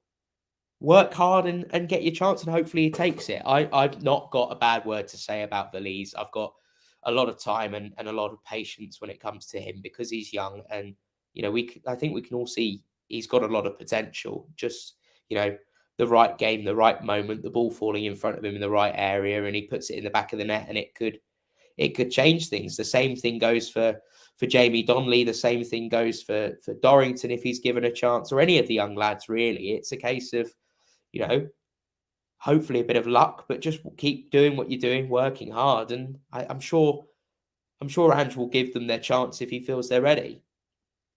Well, Jamie Donnelly, in my opinion, was certainly ready. Fantastic that he made his debut only for a couple of minutes at the Etihad against Manchester City on Sunday. What do you think will happen with Jamie Donnelly? Because it's been a real great thing to see. I've watched him a lot for the under-18s and the under-21s. The under-21s has been absolutely brilliant so far this season. I talked to his dad a lot as well, and they're massive Spurs fans, Spurs through and through. For him to make his debut for Spurs is an absolute dream come true for him and his family. What is best for someone's development of that age, Josh? Is it best now to send him out on loan? Because there have been reports in the past couple of weeks about possible loan move to Leyton Orient. Would that be a good move for him? Terrible move for him, because he's better than that. He's better than that. Jamie Donnelly is phenomenal. He is absolutely phenomenal. And if he's capable of coming on against Manchester City, the treble winners, the best team in the world, they're going to be the world champions. He's good enough to play in the Premier League. For me, keep giving him minutes, give him a chance. This kid's good enough. He's special. And I think he's probably, from what I've seen, there's almost a little bit of an arrogance to the way he plays, where I think he knows he's good enough. And I think he knows he's too good for Leyton Orient. And I think actually that's going to be harmful for his development. I mean, look what happened to Dane Scarlett when he went to Portsmouth. He had fallout with the manager and there was disagreements over playing him on the wing or playing him up top. He wanted to play up top. They wanted to put him on the wing. He kicked off about it. It's not always good. It's not always good for a player's development. Donnelly is Spurs through and through. He's one hell of a talent. We may not actually need a striker if he can come in and start scoring goals. My whole mindset on that has changed, I think, in the last sort of 7 or 8 years, because look what's happened with Marcus Rashford. I know obviously he's not scoring at the minute, but look at the impact he made when he first got a go. Look at Evan Ferguson at Brighton. He's been a bench player a lot of the time, and then he's given his chance, and now he's front and centre. Jamie Donnelly is in the same boat. Give him the minutes, give him a go, see what he can do. We should not be sending him to Leyton Orient before he's had the chance to prove himself in the first team. Clearly, he's good enough in training, otherwise he wouldn't be in the squad, and he wouldn't be brought on by Ange. So, yeah, you've got to give him a chance. And if a player like that is going to get a loan, because it's, there's promising signs, but they're not quite there yet, Spurs have got to get better at loaning players to higher caliber clubs. Josh, just saying, Harry Kane went to Leyton Orient. He did, but he's not Harry Kane. He's Jamie Donnelly. Jamie Donnelly is one of our own. It's a different thing. And I know, and everyone loves to make the comparison, but Jamie Donnelly has the potential to be a magnificent player for Spurs in his own right. And I think, Harry Kane seemed to be lacking a little bit at that age. He always had quality, but, that in a way that Donnelly isn't. I think Donnelly, from people I've spoken to who follow the academy a lot closer than I do, who have been to the training ground and are there a lot and know the guys and know David Pleat and the likes who have seen these guys, grow up. The thing that I'm told every time about Donnelly is he's the best one they've ever had in recent years. He's like of a level where he is. A lot of people have even said he's better than Harry Kane was at this point. So, yeah, for me, I just want to see him get minutes. I would love nothing more than to see Jamie Donnelly. And maybe it's the case that when Richarlison does go, and I think it probably is inevitably will end up going in the next 2 transfer windows, that maybe Jamie Donnelly can take a big number at Spurs and he can start writing his own history with our football club. I think that we cannot disregard what the younger teams have done in the last few months and the last year. I mean, it's just incredible, and it's kind of all seems to be coming together at once, doesn't it? Really, because there's talk of the academy is not very good and all of this, and then suddenly look at the cups that are being won and look at how we're doing at the minute. So yeah, give him a chance. It's very difficult for the youngsters, though, Josh, isn't it? Because you've got a player like Jamie Donnelly, who is knocking on the door, wants that opportunity.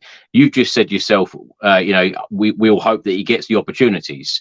But players like this, how do they get the opportunities? Because when the likes of me and you and other podcasters and other fans and pundits saying Spurs have got to go out and do this in the transfer window. We've got to go out and sign X, Y, Z. We've got to go and sign experienced players.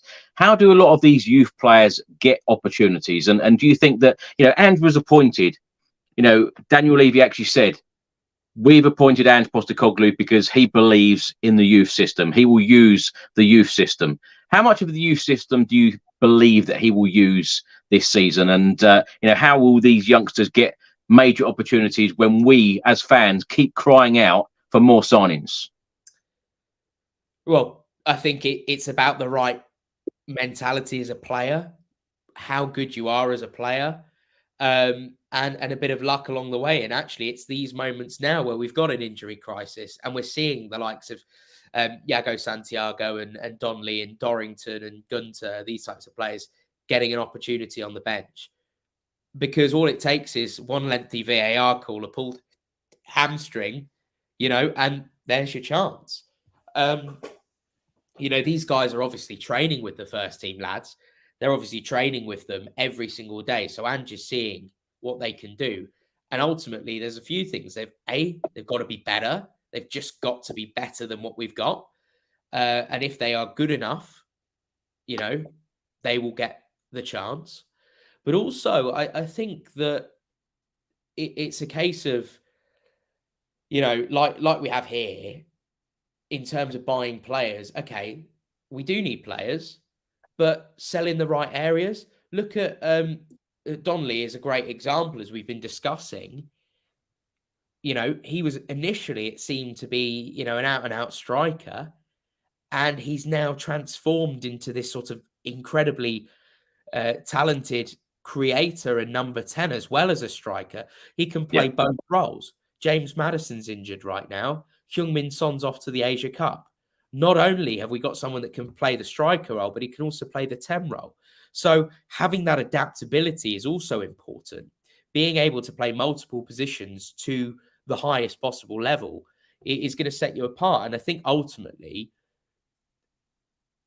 the ones that are meant to make it and are good enough to make it will make it. And I think we just happen to be at a point perhaps where, they might get that chance. And we seem to have a really good bunch of youngsters at the minute. And long may it continue. I've just seen a comment, Evan Ferguson, Rico Lewis had to force their way in by being better than their counterparts. Exactly that. Jamie Donnelly, I think, is confident enough that he can do it. If I was Jamie Donnelly and I was told I had to go to Leyton Orient, and there's no disrespect to Leyton Orient, who I think are a fantastic football club in their own right, I'd be questioning my future at the club altogether. Because if you're that good and you're good enough, and that's, at least send them to a Championship club or to another Premier League club, whether it be Luton or whatever. I think that's often been where it's gone wrong as well, is that the club has not respected those youngsters. It's kind of like, we'll get them off our books. We'll accept this. We'll accept that. Just get them away. I think there needs to be a lot more care in terms of where those. I think, in fairness, though, Josh, a lot of the players are constantly knocking on the door. They want game time. They want to play. In a competitive competition, they want game time. So some of these players are knocking on the door, asking for exactly that. Yeah, and that's good. I don't think that's a bad thing at all. But I think if you're going to ask for it, you've also got to back it up with your performances. And I think we've got a group of lads that, at the minute, that have all the tools and the skills and the potential to do just that. We've talked about how we're going to get through this moment, when AFCON and the Africa Cup of Nations comes around and we've got 2 games a week. Here you have it.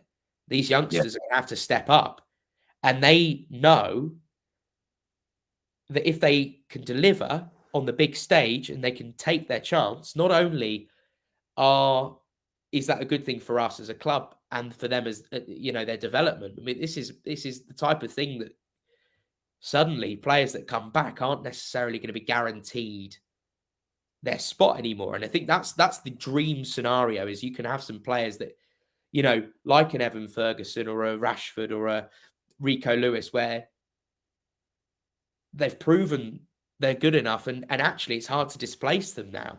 And I think that maybe that will be the key to solving a lot of issues at the club. And I think it is going to be, I saw one comment talking about, we need to have patience. I completely agree. And that's, I'm sure it's going to be part of the plan, because Tottenham, from what I understand, don't have a huge transfer kitty this window. We've got to be clever with what we do. But when I say we need a player or we need a signing,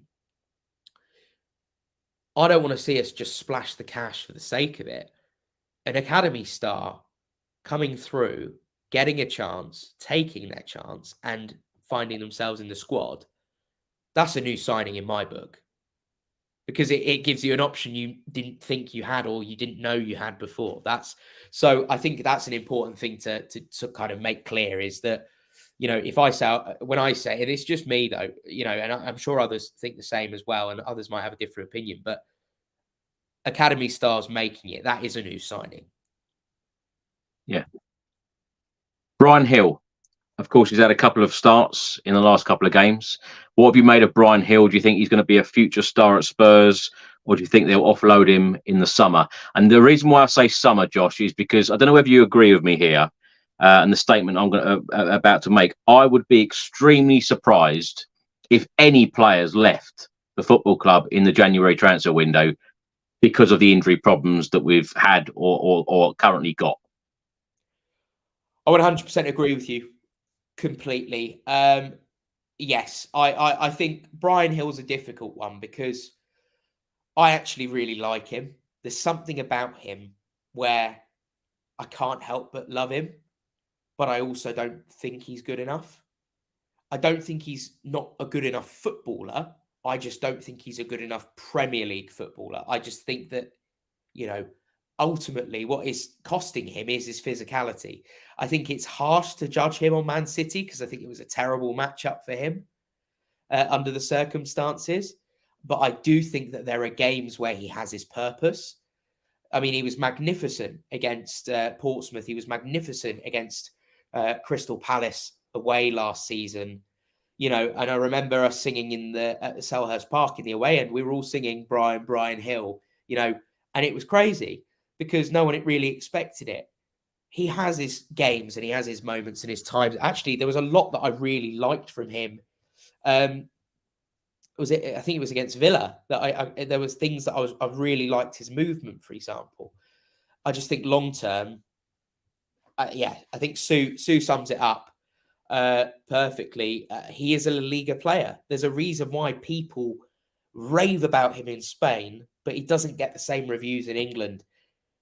I think there is just a fact that some players are better suited to other leagues, and it's the way it is. I think there's not much he can do about his genetics. I don't think he can, he can try and eat as much spinach and be like Popeye as he wants, but it's not going to make him grow the muscles.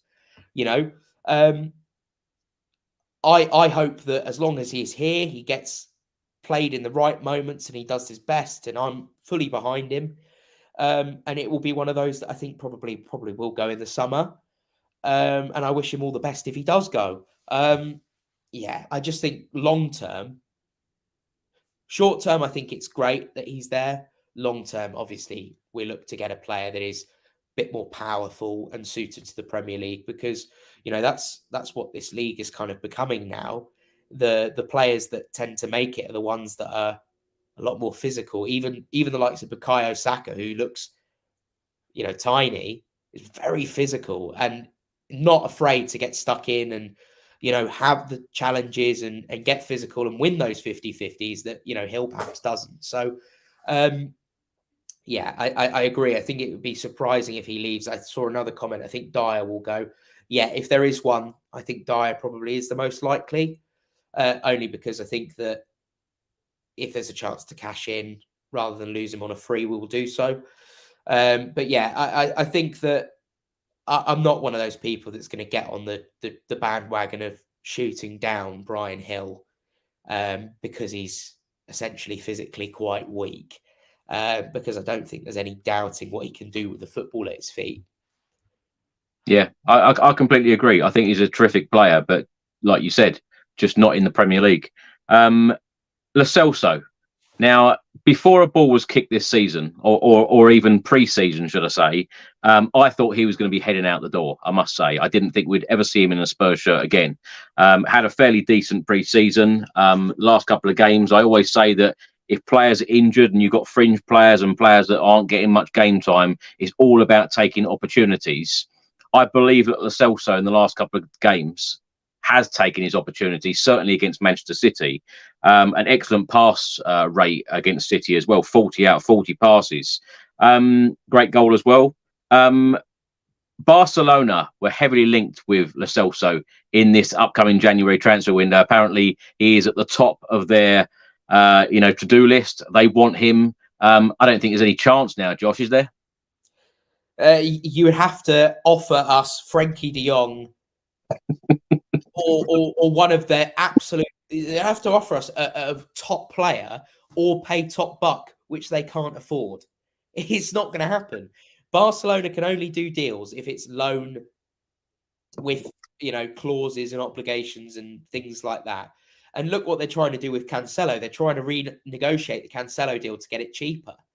They are completely screwed financially, Barcelona.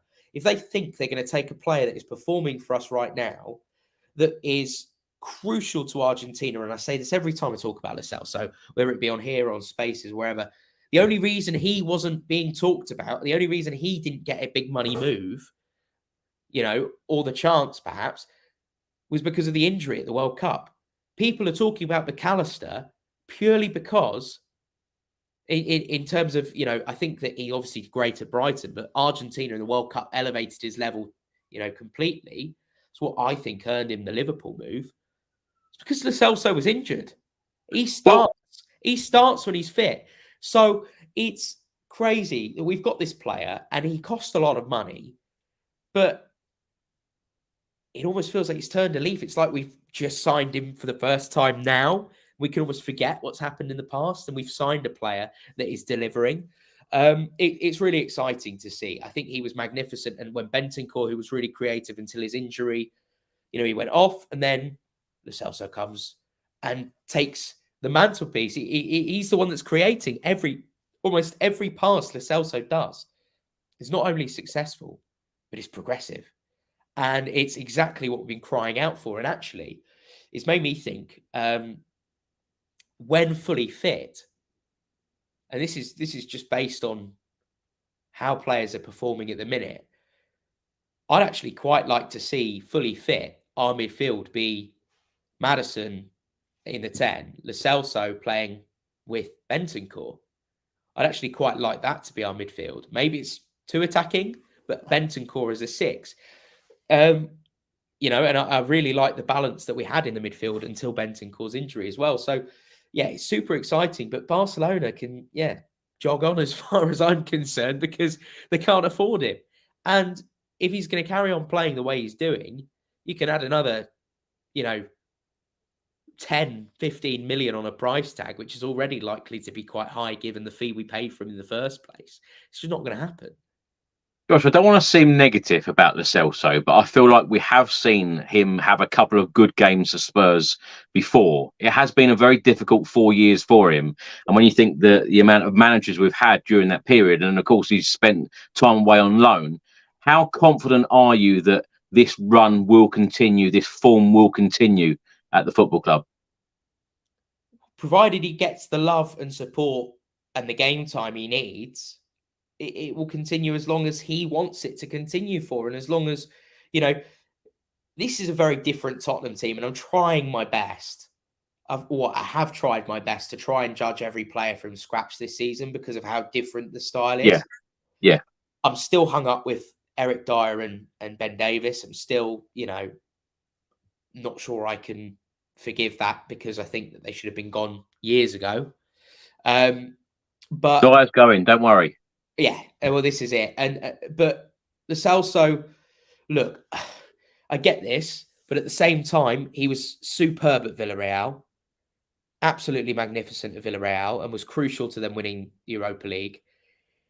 He has been brilliant for Argentina. And the thing that I always think is, if this is a player that is so crucial to the world champions and they value him so highly, there's something not quite adding up if us as a fan base can't see his quality and if he's not able to fulfill this at Tottenham, especially when, Argentines tend to have a pretty good record in the Premier League. As far as players from a certain country go, Argentines tend to do well in the Premier League, historically at least have. I want to just keep going, keep showing him love and support, get behind him. If he has a bit of a stinker one game, let's not all jump on his back and say, I knew this was happening, he's crap, as Tottenham fans often do. I think we're all guilty of it at times. I think this is what I want to see. I want to just see us give him love and let him do the talking with his performances. And also remember that every player can have a bad game.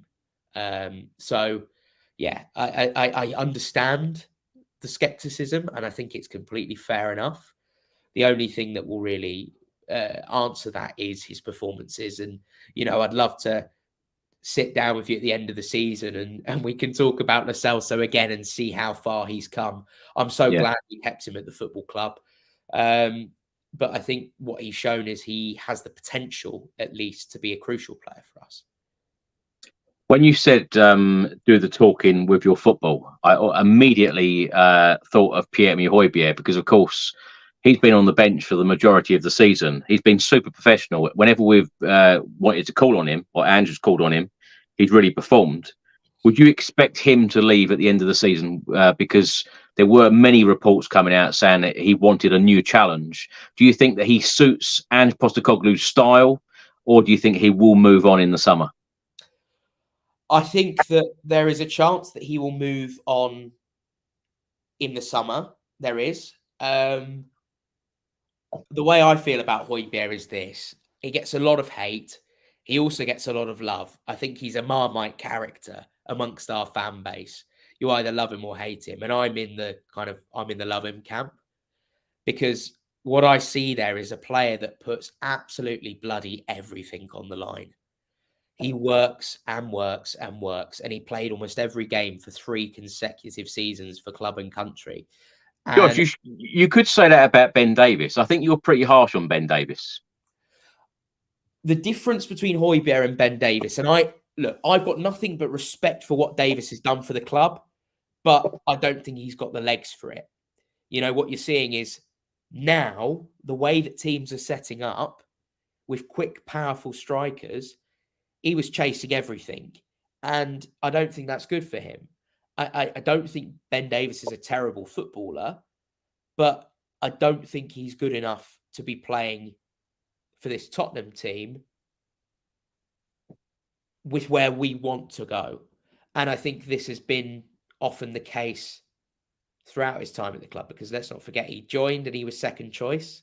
He's kind of, for the most part, been second choice, and he's been super professional, and that I admire about him. You can't knock the fact that he's the Wales captain. It's great. But, I'm looking at Højbjerg in a slightly different light, where I'm saying, look at the teams that are linked with Højbjerg. Look at the teams that have interest. It's Atletico Madrid. It's Juventus. It's Inter Milan. Yeah. The teams that constantly want Pierre-Emile Højbjerg, bar Fulham perhaps, and Fulham were looking at him as an option to replace Palhinha. And that shows how highly they rate him as well, because Palhinha is a magnificent footballer. The caliber is so much higher than the teams that are after Ben Davies, if teams are interested in Ben Davies. The ideal scenario is that you keep him in your squad. When you have injuries, he steps up as he's done. But then when you have a fully fit squad, you can use him to shut games out so that we don't do what we've done where we've blown leads in recent weeks. Højbjerg is the type of player that 60, 65 minutes in, we need someone to enforce it. And let's not forget, the way we play, the amount of energy, the amount of effort that these players have to put in, you're going to need to use all 5 subs. With a fully fit squad and a great squad depth, every sub's going to be utilised. Højbjerg fits that camp for me as someone that can step in. He's good in the cup games. He's good off the bench. He's good when there's an injury. And he, that if Bentancur gets injured for another 4 months, that you've got a player that if he needs to play for 4 months, Højbjerg can play for 4 months. So yeah, that's a thing that I don't think other players perhaps offer when they're in that position. But I think that Højbjerg, to me, you can already see him in the dugout as a manager when he retires. He's got that kind of mindset and professionalism about him, doesn't he? He's a real leader. And I think that, having that experience and that leadership, especially now that we seem to be going for younger players as well, it's going to be important. He's a leader and he seems to be popular in the camp as well. You need players like that at the club. Yeah, I think the leadership this season has been incredible, and we probably haven't spoken enough about the pressing and the fitness this season has been incredible as well, from every single player in the squad. Very quickly, Josh, Ryan Sessegnon and Perisic. Perisic, of course, is recovering from an ACL. Would you expect that he's played his last game in a Spurs shirt? Because, of course, his injury is quite lengthy. And Ryan Sessegnon, it looked like he was going to go out on loan. And then, of course, he picked up another injury. What do you think the futures hold for both of those? It's just desperately sad. Both of them desperately sad. Perisic, yes, I think he's probably played his last game for the club on the basis of the fact that, he's of a certain age where he may decide. Do you know what? Actually, this is how I would put it with Perisic. If Perisic wants to stay for another year and wants to be part of the squad, knows he's not going to start games necessarily, but he will be in and around the squad, in the squad some weeks, might not make the squad some weeks, whatever it is, I would happily offer him a contract because of his work rate, his professionalism, his experience at the top level, in the big games at the big clubs. Sessegnon, however, it's just desperately sad. We all wanted him to be brilliant for us. We all thought he could be brilliant for us. And it's just one injury after another and another. And I just hope that he can sort his fitness out. He can go out, with his head held high at Spurs without any hatred or vitriol towards him, nothing but love and respect. And, he can go and make his career somewhere else, whether it be in the MLS, whether it be in the Championship, who knows, whether it be in the Premier League. I just can't see it working out now for him at Spurs. And my biggest fear with Sessegnon is that, I don't want to see him retiring at the age of 27, 28 because these injuries are so repetitive. I don't see a future for Sessegnon, but Perisic is the type of player for me that if he wants a new deal, give him a new deal. If he wants to leave, respect that and, shake hands and wish him the very best. There's no doubting what a fantastic footballer Perisic has been throughout his career. And, the assist last season, he was a shining light in what was a very dark time for us last season, a lot of the time, and playing out of position as well and set up, I think, to fail by Conte. So if he can get fit and he, that's one of the things that always amazes me about Perisic is, and I'm not one of those people that generally spends much time looking at footballers' bodies or marveling at them, but the guy has basically got a cheese grater as an abdomen. It is just ridiculous. The guy is in the most ridiculous shape and always has been. So yeah, Perisic is different, isn't it? Really, I think that it's good to have players like that around the squad. Do you know, Josh, even in Australia, when I went out to pre-season, he was one player that was actually walking. I was walking down the street. He was walking on the other side of the road or a gentle jog.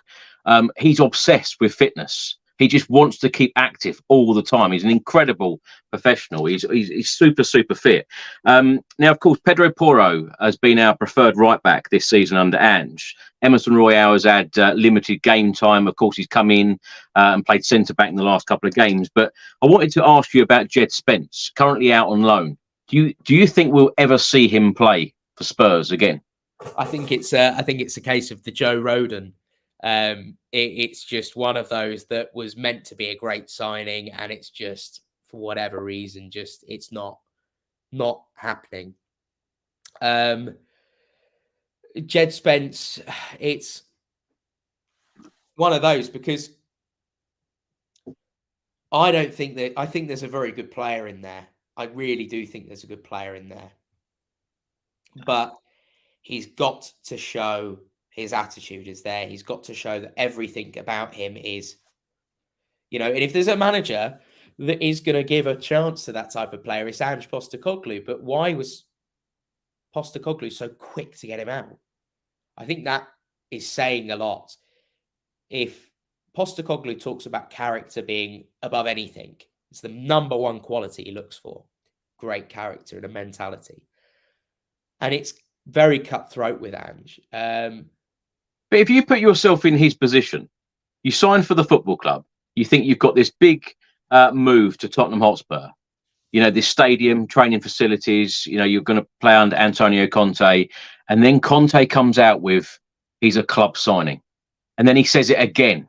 I think he said it 2 or 3 times in press conferences. If you put yourself in that player's position, you're a club signing, how would you feel? I sympathise with Jed Spence significantly, and I was one fan that was absolutely desperate to sign him. I followed Nottingham Forest quite regularly, and I always have done since I went to uni in Nottingham. It's the same way that I wanted Brennan Johnson and love Brennan Johnson. Jed Spence is a magnificent player when he was at Forest, and I completely sympathise with him. But sometimes it's not meant to be. Let's not forget that he was brought in for a manager that publicly said he didn't want him. And it comes into a club in absolute turmoil on and off the pitch. It's just crazy what's going on. And then to make matters worse, his application perhaps hasn't been the best and he's had injury issues. And then when he was sent out on loan, he didn't impress. And then he's gone to Leeds. He's been injured again. I believe he's been praised by Daniel Farke for his commitment in training, which is a positive sign. But he will now face a battle to get into that Leeds side. Yeah.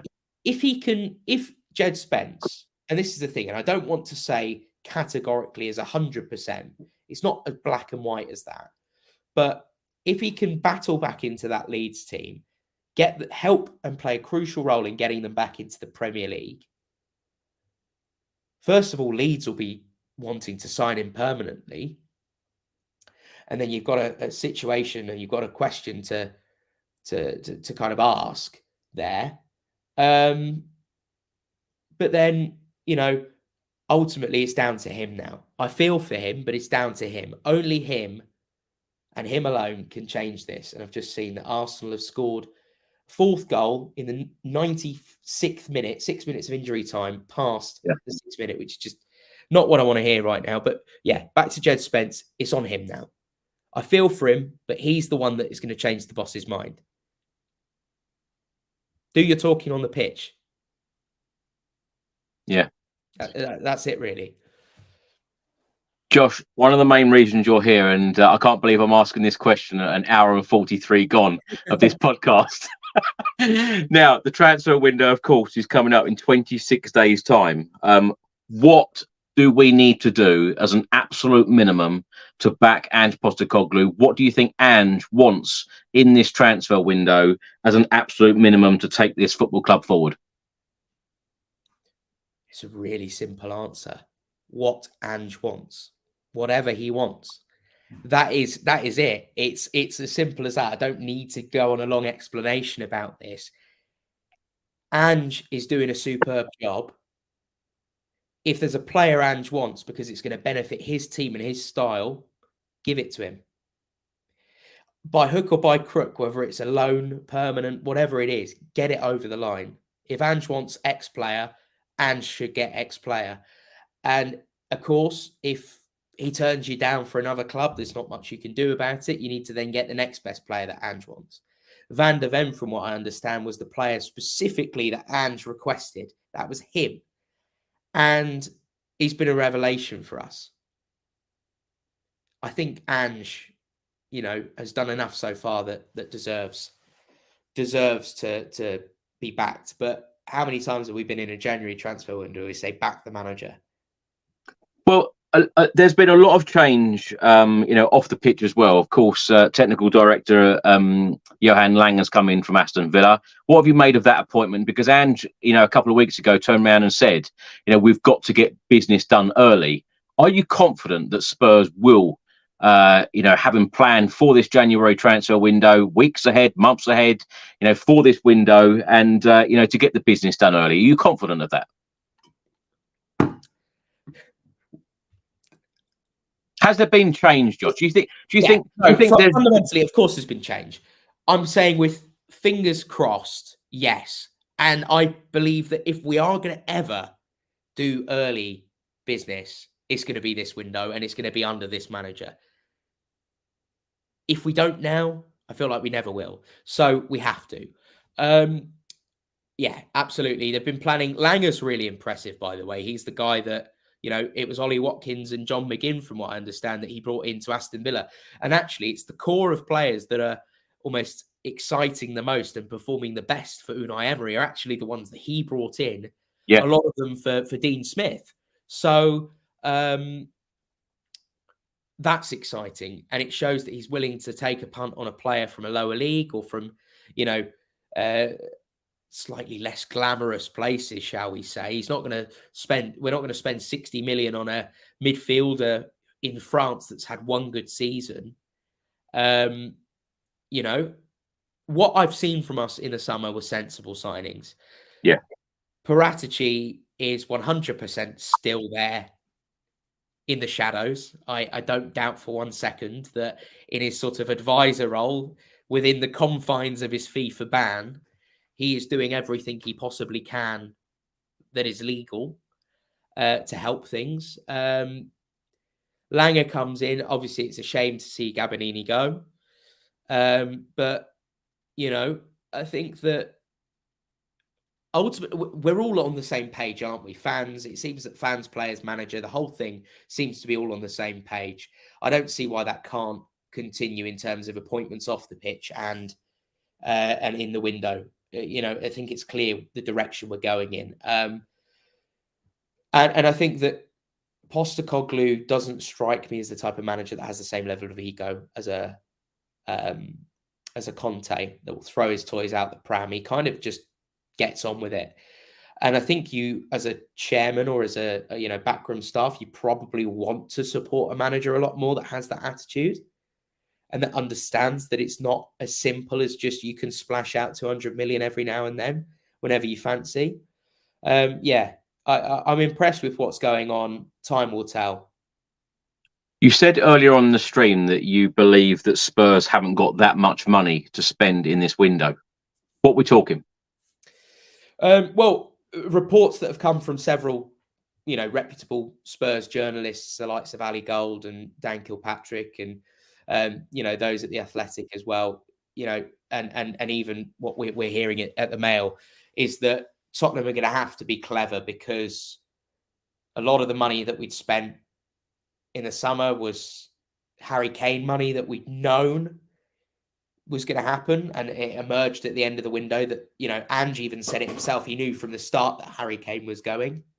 But the thing is, Josh, the amount of people who come on this channel and the amount of people I talk to in the likes of the pub, the stadium and so on, they say, but we haven't spent the Harry Kane money yet. Yeah. And I think we've actually been fooled as a fan base. And I don't want to turn this into a massive Daniel Levy rant because you know how I feel about it, but I think we've been played. We were led to believe that this was our transfer budget and the Harry Kane money was separate to that, and that we would have all this money that we can spend. And it's proven, it is proven that there's still some issues at the club. Look, never say never in football, of course, as the cliche goes. We could surprise us, but Porro was alone with an obligation. Kulusevski, Bentancur, look at the way we did, particularly the Kulusevski deal, the Romero deal. This is the kind of future of football. I think we're seeing a lot more deals like this anyway.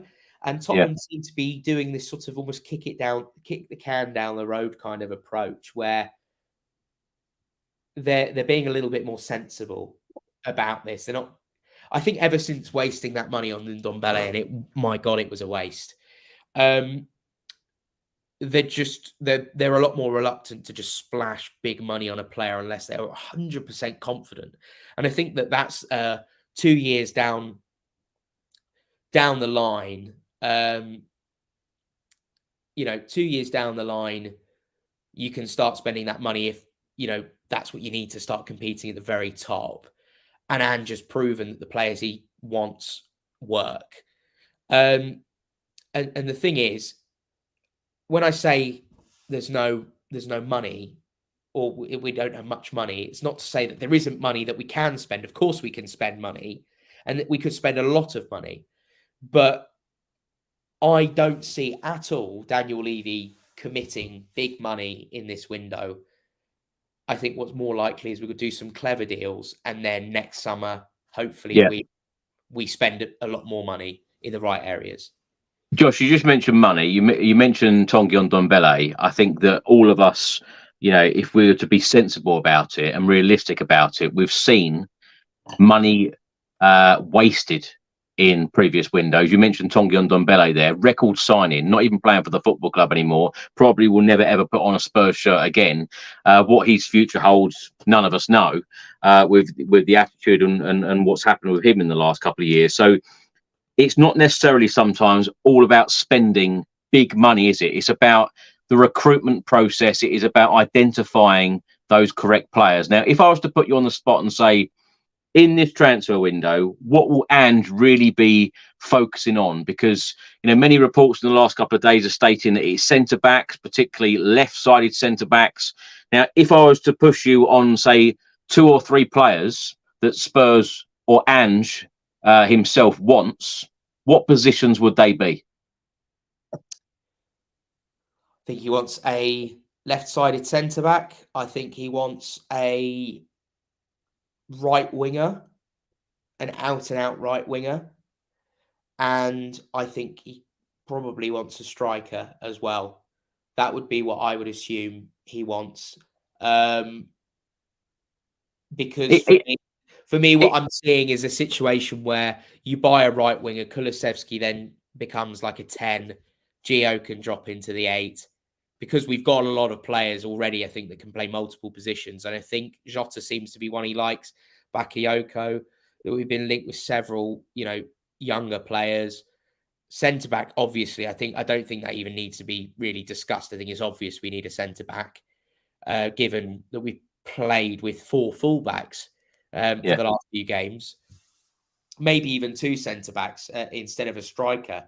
But I think any manager or anyone that has seen how we've done this season has seen that our weak point this season has actually been probably more than anything what we do in the final third. And it's weird because we've done well this season and we've scored goals this season, but actually, how many games could we have killed off so much earlier or scored so many more goals with the chances we created if we could take them or have, so yeah, that's what I think he would want.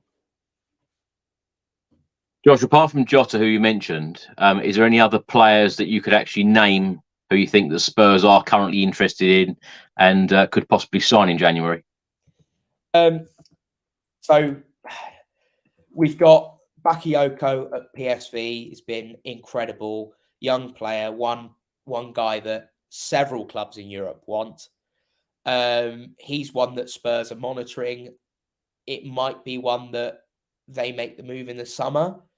I think, again, other clubs will go in for him and we may miss that boat. Samuel Ilian Jr. at Juventus, I think he's asking prices around just under 20 million euros. That's one that I believe, from what I've heard, there are sniffs of talks, preliminary talks. That I can see happening because Tottenham seem to have a bit of a relationship still with Juventus. I mean, we've seen what's happened in the January window with Juventus and Spurs doing business with them before. Romero was through them because it was part ownership. We had, they had to resolve that with Atalanta. We've had, Kulusevski, Bentancur, Serie A has been a fruitful market for Spurs recently. I can see us returning to Serie A. And I think at a price like that, a player that's, I think if I remember correctly, started off at Chelsea, Ilian Jr. Yeah. So he's a guy that obviously knows the country, knows London. It ticks a lot of boxes in terms of there's a player that you're going to bring in who kind of understands a little bit, and he ticks the homegrown box as well. I think I'd imagine he ticks the homegrown quota.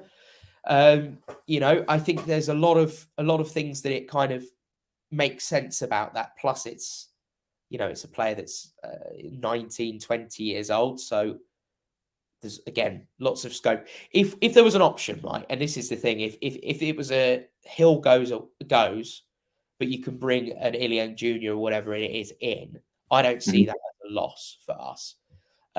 So yeah, other than that, I believe that from what I understand, Spurs have dropped interest in Gift Orban, the striker that was heavily linked with us from Ghent in the summer. We never made a bid. There were inquiries from what I was told, but the asking price was set high. He's only scored 3 or 4 goals this season after what was a crazy prolific season. So it shows just how it's easy to get very excited by a young player and it doesn't quite work out the next year. Spurs do like Ivan Toney. I don't think that's a secret. I think it's obvious Spurs like Ivan Toney, as a lot of clubs do. Again, I can't see Ivan Toney going to Spurs this window. I think that the asking price is too high. Brentford are going to ask for as much money as they want, aren't they? Because they know how valuable he is. In terms of defenders, I honestly couldn't tell you. I think targets may well have changed. It'd be interesting to see if Tottenham rehash interest in Tosin Adarabioyo, who hasn't really featured much at all.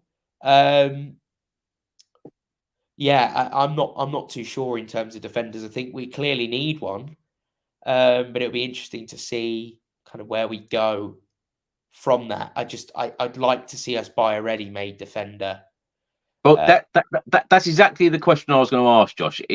What is this transfer window about for Ange? Is it about bringing in players for the future? Is it about ready-made players? Because when you look back in that January transfer window, Kulusevski and Bentancur coming in, them two, really helped us get Champions League football. They were incredible, intense in that Tottenham Hotspur team under Conte.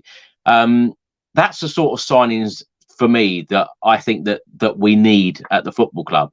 Is it likely to happen in that way? Because when all of these injured players come back, our starting 11 is very, very strong, but the bench, and we've said this for years as Spurs fans, the bench is pretty weak and it needs, a lot of strengthening.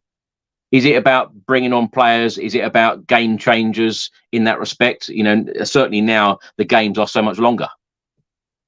Yeah, look, I think it's one of those that I would expect to see a balance. I think you're right. That's what I want out of a window. But Andrew surprised a lot of us, I think, in terms of the way he talks post-match. And he talks about no expectation. This is about getting us to play the right brand of football. Yeah. And that very much points to maybe a longer-term approach. And this is going to be hopefully a long-term project.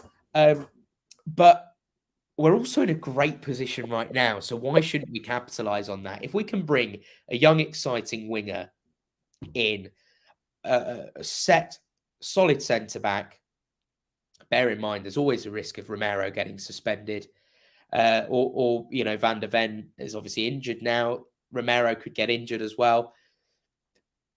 And, someone that comes in, maybe if it's just a loan, but an experienced striker, I wouldn't be opposed to us making a Fernando Llorente type signing. As weird as that sounds, a striker that isn't going to be there long term, but has a lot of experience and can come in and have an instant impact. Who are you thinking? It's actually quite difficult. You kind of put me on the spot here, because I'm thinking like, what what Real Madrid have done bringing Joselu to the club, no one really expected, given how he was in the Premier League. No one would have expected that. But, you know, I have to come back to you on that because you put me on the spot there. But I've just, you know, I think actually a Fernando Llorente type signing, not, you know, a player that perhaps is slightly older, that has that experience, that can just come in and do a job. There's one player that actually has really stood out for me that I really want us to sign, but I don't think we've got a chance in hell of signing in January, but that's Hwang Hee-chan at Wolves. He just seems to be on fire at the minute. It's obviously the South Korean connection. Great in the forward positions. That type of signing, I think, would be really useful for the club, and perhaps more useful than just signing a young winger here or there or whatever.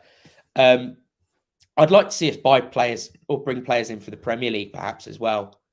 Players that are, you know, used to the league, you know, and I think that we'll be all right. I think we'll be okay. I just think, as I say, it's going to be a balance.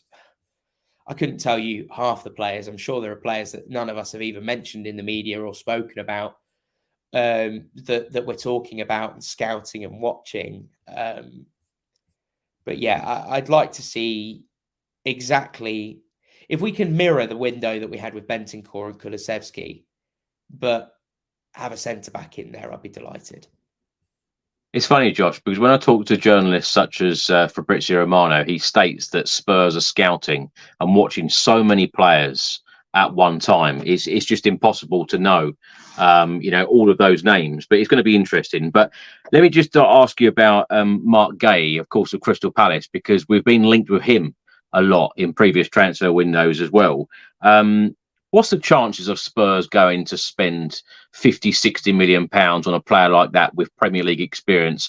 Very unlikely in the January transfer window, I might add, but in the summer, you know, what's the chances of Spurs going out and paying big money? Because you mentioned there, you know, Spurs are a bit reluctant to go and spend big money when we've spent it on the likes of Tanguy Ndombele and it's not worked out. So when do you think the time's going to be when Spurs really do go out and splash that cash? I would expect us to splash cash on a couple of players in the summer, and then we might try and go for more sensible options. I think maybe one or two players we may really spend some money on this summer. Mark Guay's a fantastic defender, and for me, is a nailed-on starter at the Euros at this rate. He's a nailed-on starter for England, the way he plays for England at the minute and the way he's been. I don't see him coming to Tottenham unless Romero leaves the club. That's the only thing that I can see happening to make that work, because unless Spurs have this drastic change in mentality where we're going for Premier Leagues, Champions Leagues, and essentially we're spending oil money or state money, where you've got the likes of City with Ake and Gvardiol, and Ake's on the bench and he's 47.5 million, and you've got Gvardiol 75 million, and you've got Ruben Dias 50 million. You know, we're way off from that right now. Gay is so good. He's too good to not start and be first choice. Is Ange going to change to a back three to accommodate him with Van de Ven and Romero? I don't see it. I think natural progression. I think inevitably Romero will probably look to go to a Barcelona or Real Madrid. I think that's the natural move for a player of his quality and his, you know, heritage, if you will. Given all of the historic players, you know, South American players tend to grow up dreaming of Barcelona and Real Madrid and not the Premier League. So yeah, I think that I can see it, but I do think that there is probably, under Daniel Levy, at least, there is that kind of buy and sell mentality, whereas we'll spend big, but we'll sell big to spend big kind of way of running the club until we get to a point where that whole squad has been refreshed and we've got a good squad. Suddenly we're challenging for things, and then it's about buying one or two big money players to keep refreshing. That's how it's got to be. Yeah, I don't know. It's difficult. I'd love him though. I would absolutely love him. Well, the Spurs under-18s played this evening, beating Brentford 5-1 away in the FA Youth Cup. So many congratulations to them. 2 results in the Premier League this evening. Wolves 1, Burnley 0, and Luton 3, Arsenal 4, who, of course, now extend their lead at the top of the Premier League table. Josh, last question for you, and this is what brings me on to that. Position in the league. Are you still stating that you think we'll finish 5th? And I want you to predict the top 4 and who will get relegated at the end of the season. I want to say actually 4th. I want to say 4th now. Say it then.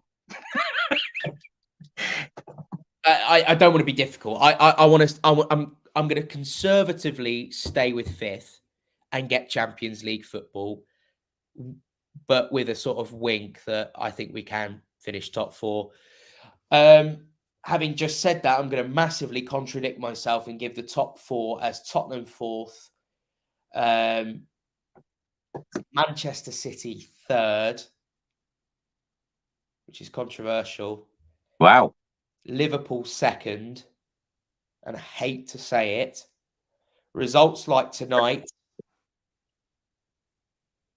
it's going to happen. I fear, and please don't hate me for saying that, but I just have this horrible feeling that the fact that they're getting lucky and they're getting away with this stuff, everything from these last-minute winners to Arteta being allowed to live basically on the pitch, it just seems written in the stars. And I hope I'm jinxing it. Yeah, I hope I'm jinxing it. I'm going to carry on saying I think they will because I really want to jinx it. We saw last season, Josh, they fell apart and Manchester City won it. And that's exactly what's going to happen this season. Everybody said that Tottenham can't finish in Europe this season. Everyone said Tottenham can't get Champions League this season. And I think we might. So I think that this is the thing. We don't know. I really hope they don't win it. And I'm sure in a month's time, my perspective, if you ask me again, would completely change. Yeah. Relegation, I think I'm pretty set on that. I think Luton will unfortunately go, as much as it's been quite fun actually having them in the league this year. They're kind of shades of Blackpool and not just because of their shirt colour. I think Burnley will go. Yeah. And I was going to say Sheffield United, but that has actually changed since Chris Wilder has been reappointed. I think if there's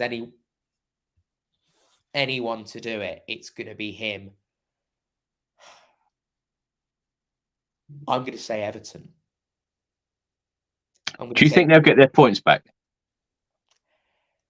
They're a good side. They're not a bad side at all. But no, what I meant, Josh, is with their appeal, do you think that they will get their points back from the Premier League? If they get the points back, they'll survive. If they don't, I don't think they will. I think it's as simple as that. And will they get their points back? I don't think so. I don't think they will. Yeah, it's not a bad shout. I think Arsenal are a bit better than that, unfortunately. And I think Liverpool have shown, again, they're one of those teams that they seem to be pulling results out of nowhere. I really hope they get their points back. But equally, selfishly, if Everton keep their points deduction, that could spell big trouble for Manchester City and Chelsea if they are found guilty of their respective charges. And it sets a precedent. And that's the thing, is I don't like the fact that teams for so long who have been manipulating and bending the rules have got away with just a measly fine, which owners who have endless pots of cash can pay like nothing. We've got to set the line more firm. We have to control finances in football for me eventually. I want to see Everton get their points back, but equally, I think that, I think the precedent is needed. I just want the right decision to happen. If Everton, don't deserve the points and they can prove they don't deserve their points to be deducted, then they shouldn't. You know, it's as simple as that. I just want to see it fairly treated. I don't want teams to get away with murder, but I also don't want to see teams, you know, great club like Everton punished for something that, you know, was taken out of their hands. Josh, I can't believe we've been talking for nearly 2 hours, 10 minutes, and I feel like there's so much more that we could cover. But honestly, I think when me and you get together, we could talk about football all evening, all day and night. It's been an absolute pleasure having you back. You've got to come back again very soon, hopefully during the January transfer window. What's next for you, and where can people find you? At Josh Hughes TV on Twitter. I'm going to try and be a little bit more active. I've been a bit quiet recently. Probably because I'm not so angry at what's going on, but also just been mad busy with work. Yeah, keep up to date with everything on Mail Sport. We've got a new look Twitter. Facebook is looking very different. Instagram is booming, as is TikTok. The social platforms are starting to look very different for us. So do check it out. Do give us a follow. And if you like what you're seeing, then, you know, keep up to date with us. And as I say, we're going to have the latest breaking news, all the biggest lines, and we'll be right across everything over the January transfer window. And hopefully I can come on plenty more times this season. And it's as positive as today has been, because I feel like some of the times I've been on these with you, it's not been so positive. So yeah, long may it continue. It's definitely nice to see a smile on your face, Josh, put it that way. Absolutely. Thank you so much for having me on as well. Well, thank you so much. You're always such a fantastic guest on here. And thanks for watching, everyone. Thanks for listening. Until next time, come on, you Spurs. Come on, you Spurs.